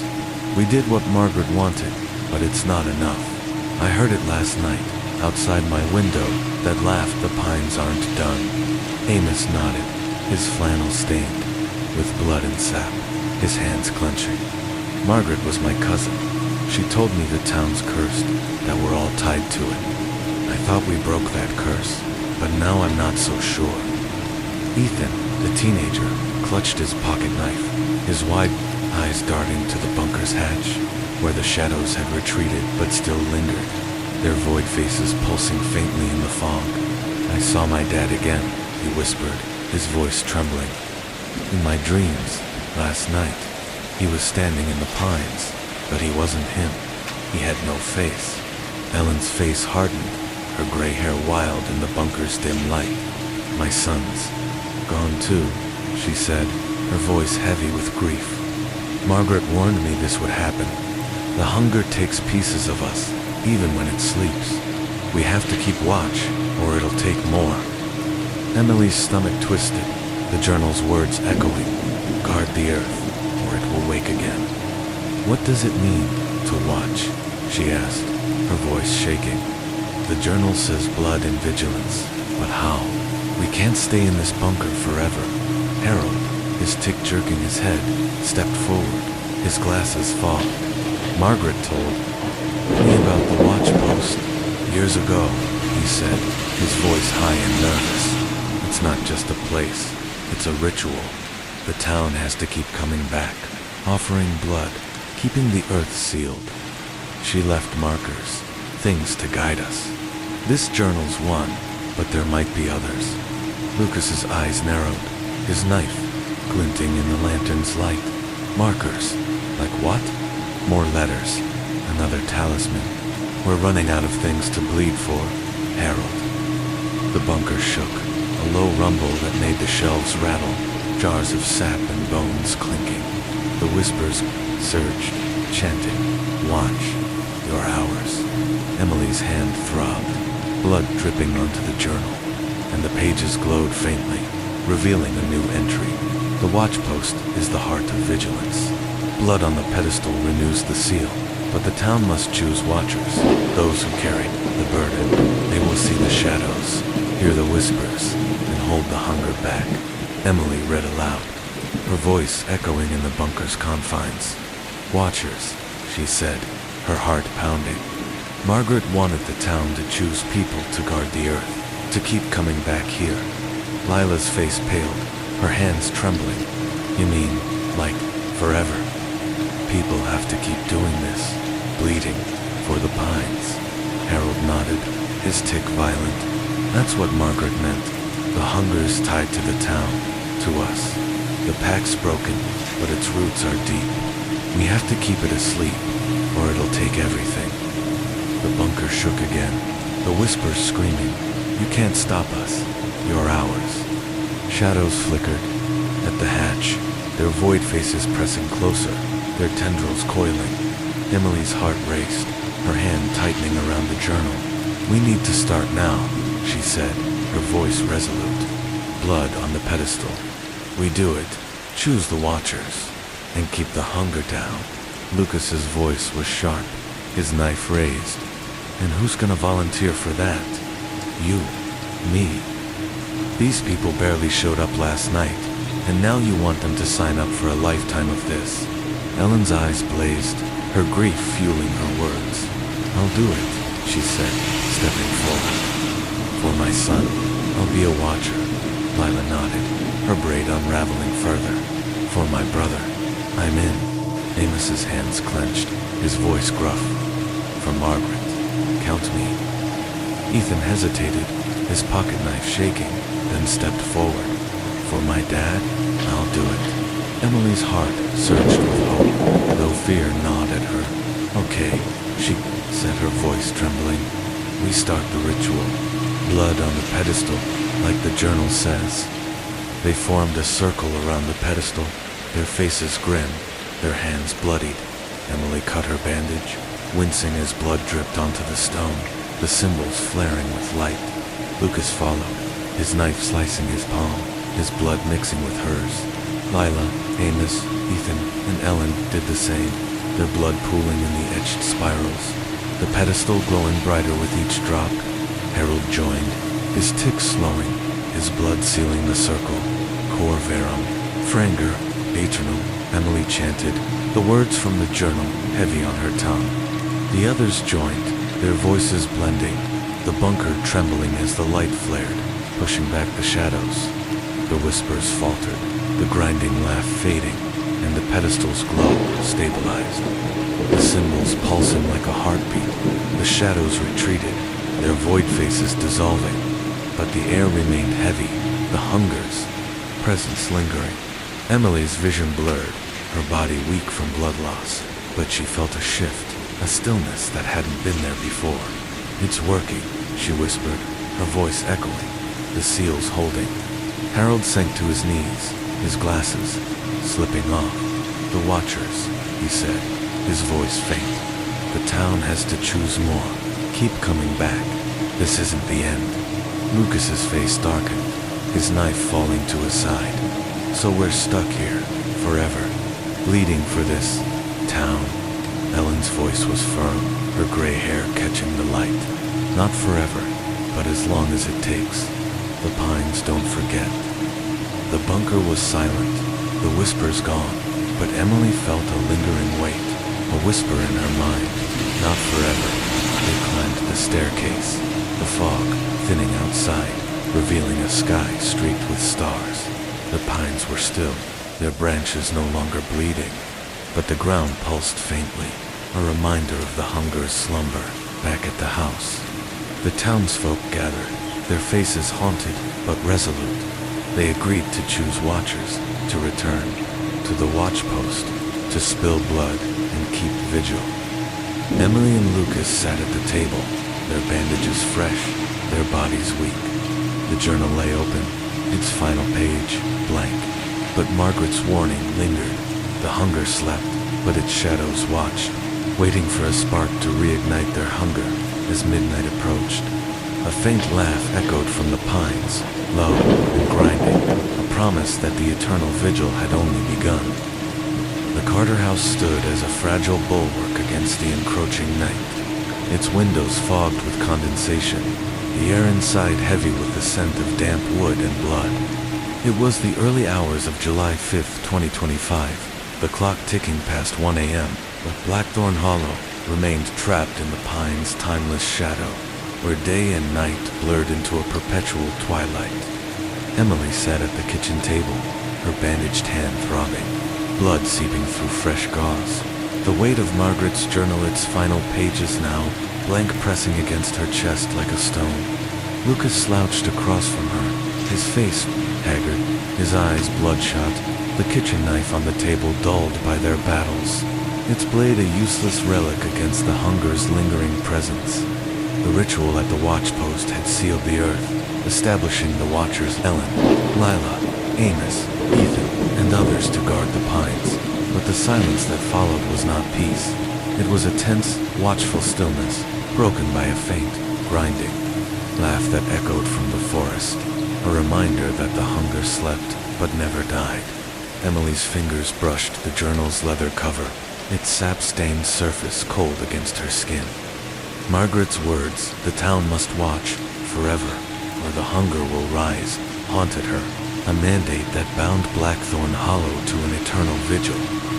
The Watchers had pledged their blood, their will, to keep the earth sealed. But Emily felt a lingering weight, a whisper in her mind, not forever. The town was united, but fragile, its people scarred by loss and fear, their resolve tested by the pine's relentless pull. "It's too quiet," Emily said, her voice hoarse, breaking the silence. "The Watchers are out there, but I can't shake this feeling. The hunger's still watching us." Lucas's jaw clenched, his hand flexing, his bandage stained with blood. "We did everything Margaret said," he said, his voice raw. "The town bled. We sealed the anchor, the watch post.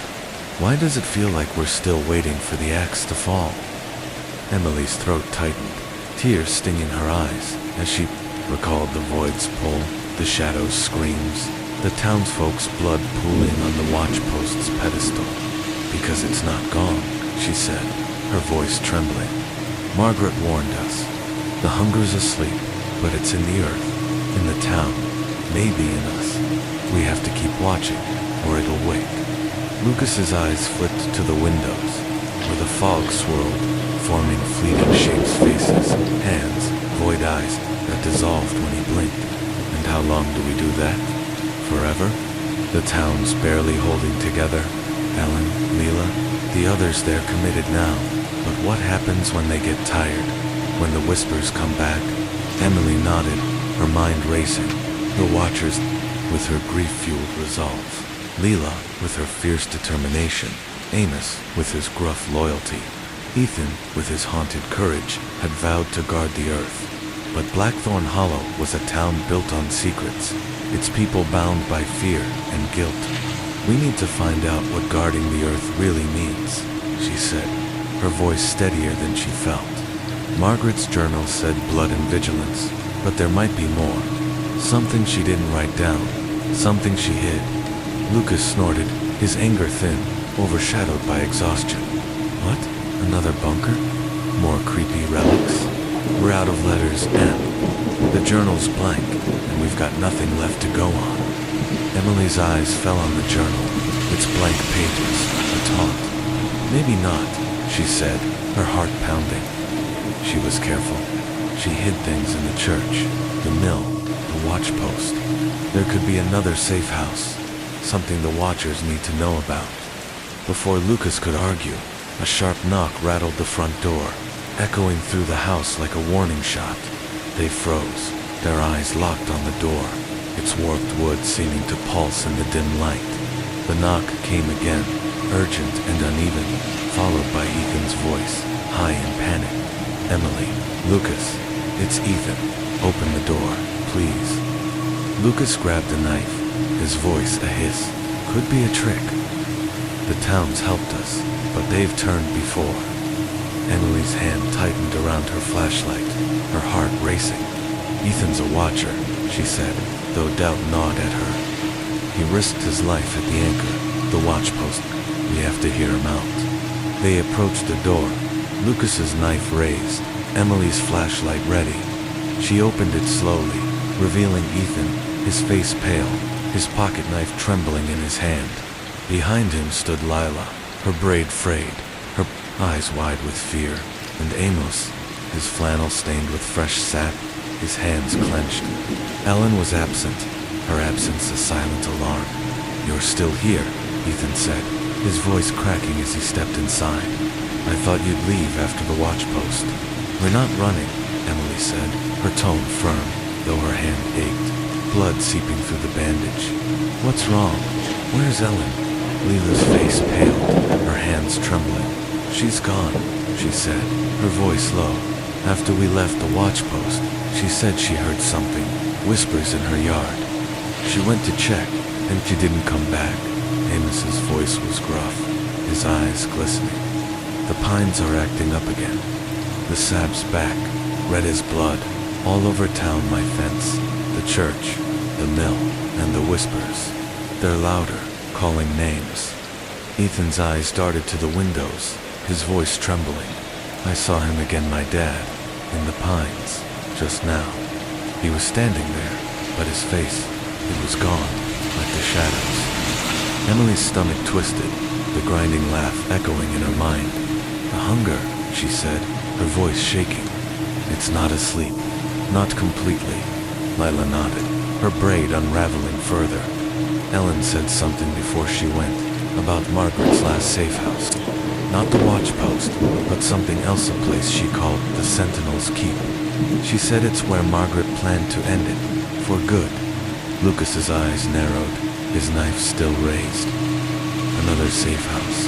Why didn't she tell us at the anchor? Amos's hands clenched, his voice heavy. Ellen didn't trust anyone, not fully, not even us. But she said the keep's near the town's edge, where the river forks. It's hidden, underground, like the watch post.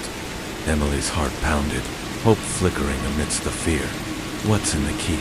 She asked, her voice trembling. What did Margaret plan? Lila swallowed, her eyes haunted. Ellen didn't know. She just said Margaret left something there, something to stop the hunger, not just hold it back.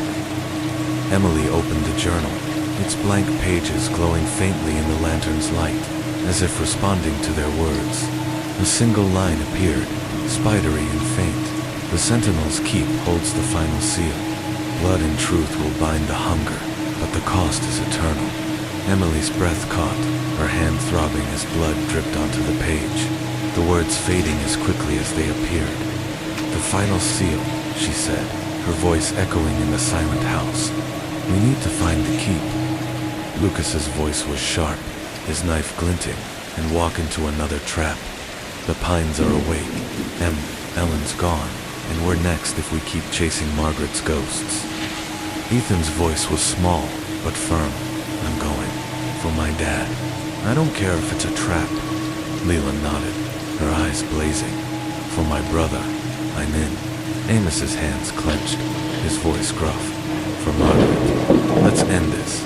Emily's heart surged, her eyes meeting Lucas's. We go to the keep, she said, her voice resolute. If Margaret left a way to stop the hunger, we find it. They gathered their gear flashlights, the knife, a small vial of sap salvaged from the house, and the journal, its blank pages, a fragile hope. The house creaked as they stepped outside, the fog cold and heavy, the pines looming like silent predators. The whispers were louder now, chanting, "You're back, you're ours." The grinding laugh echoed, a rumble that shook the ground, sending a chill down Emily's spine. The truck's engine roared, and Emily drove toward the river's fork, Amos's directions guiding them through the fog. The pines grew denser, their branches scraping the truck, leaving welts on the metal. The fog swirled, shadows flickering tall, thin figures with void faces, their tendrils coiling. Emily's hand throbbed, blood dripping onto the steering wheel, and the sap vial clinked in her backpack, its weight a grim reminder of their fragile defense. The Sentinel's keep was hidden beneath a tangle of roots at the river's fork, a stone door etched with spirals and jagged lines, barely visible in the moss. They pried it open, revealing a narrow staircase descending into darkness. The air was thick, smelling of blood and earth, and the whispers grew deafening, chanting, "Here, you're here." The keep was a cavernous chamber, its walls lined with carving symbols, faces, scenes of settlers bleeding into the earth. At its center was a stone altar, its surface stained with sap, a single slot carved into it, as if waiting for something. The journal glowed faintly, revealing a new entry. The final seal is truth. Blood opens the way, but the town must confess its sins, or the hunger will rise.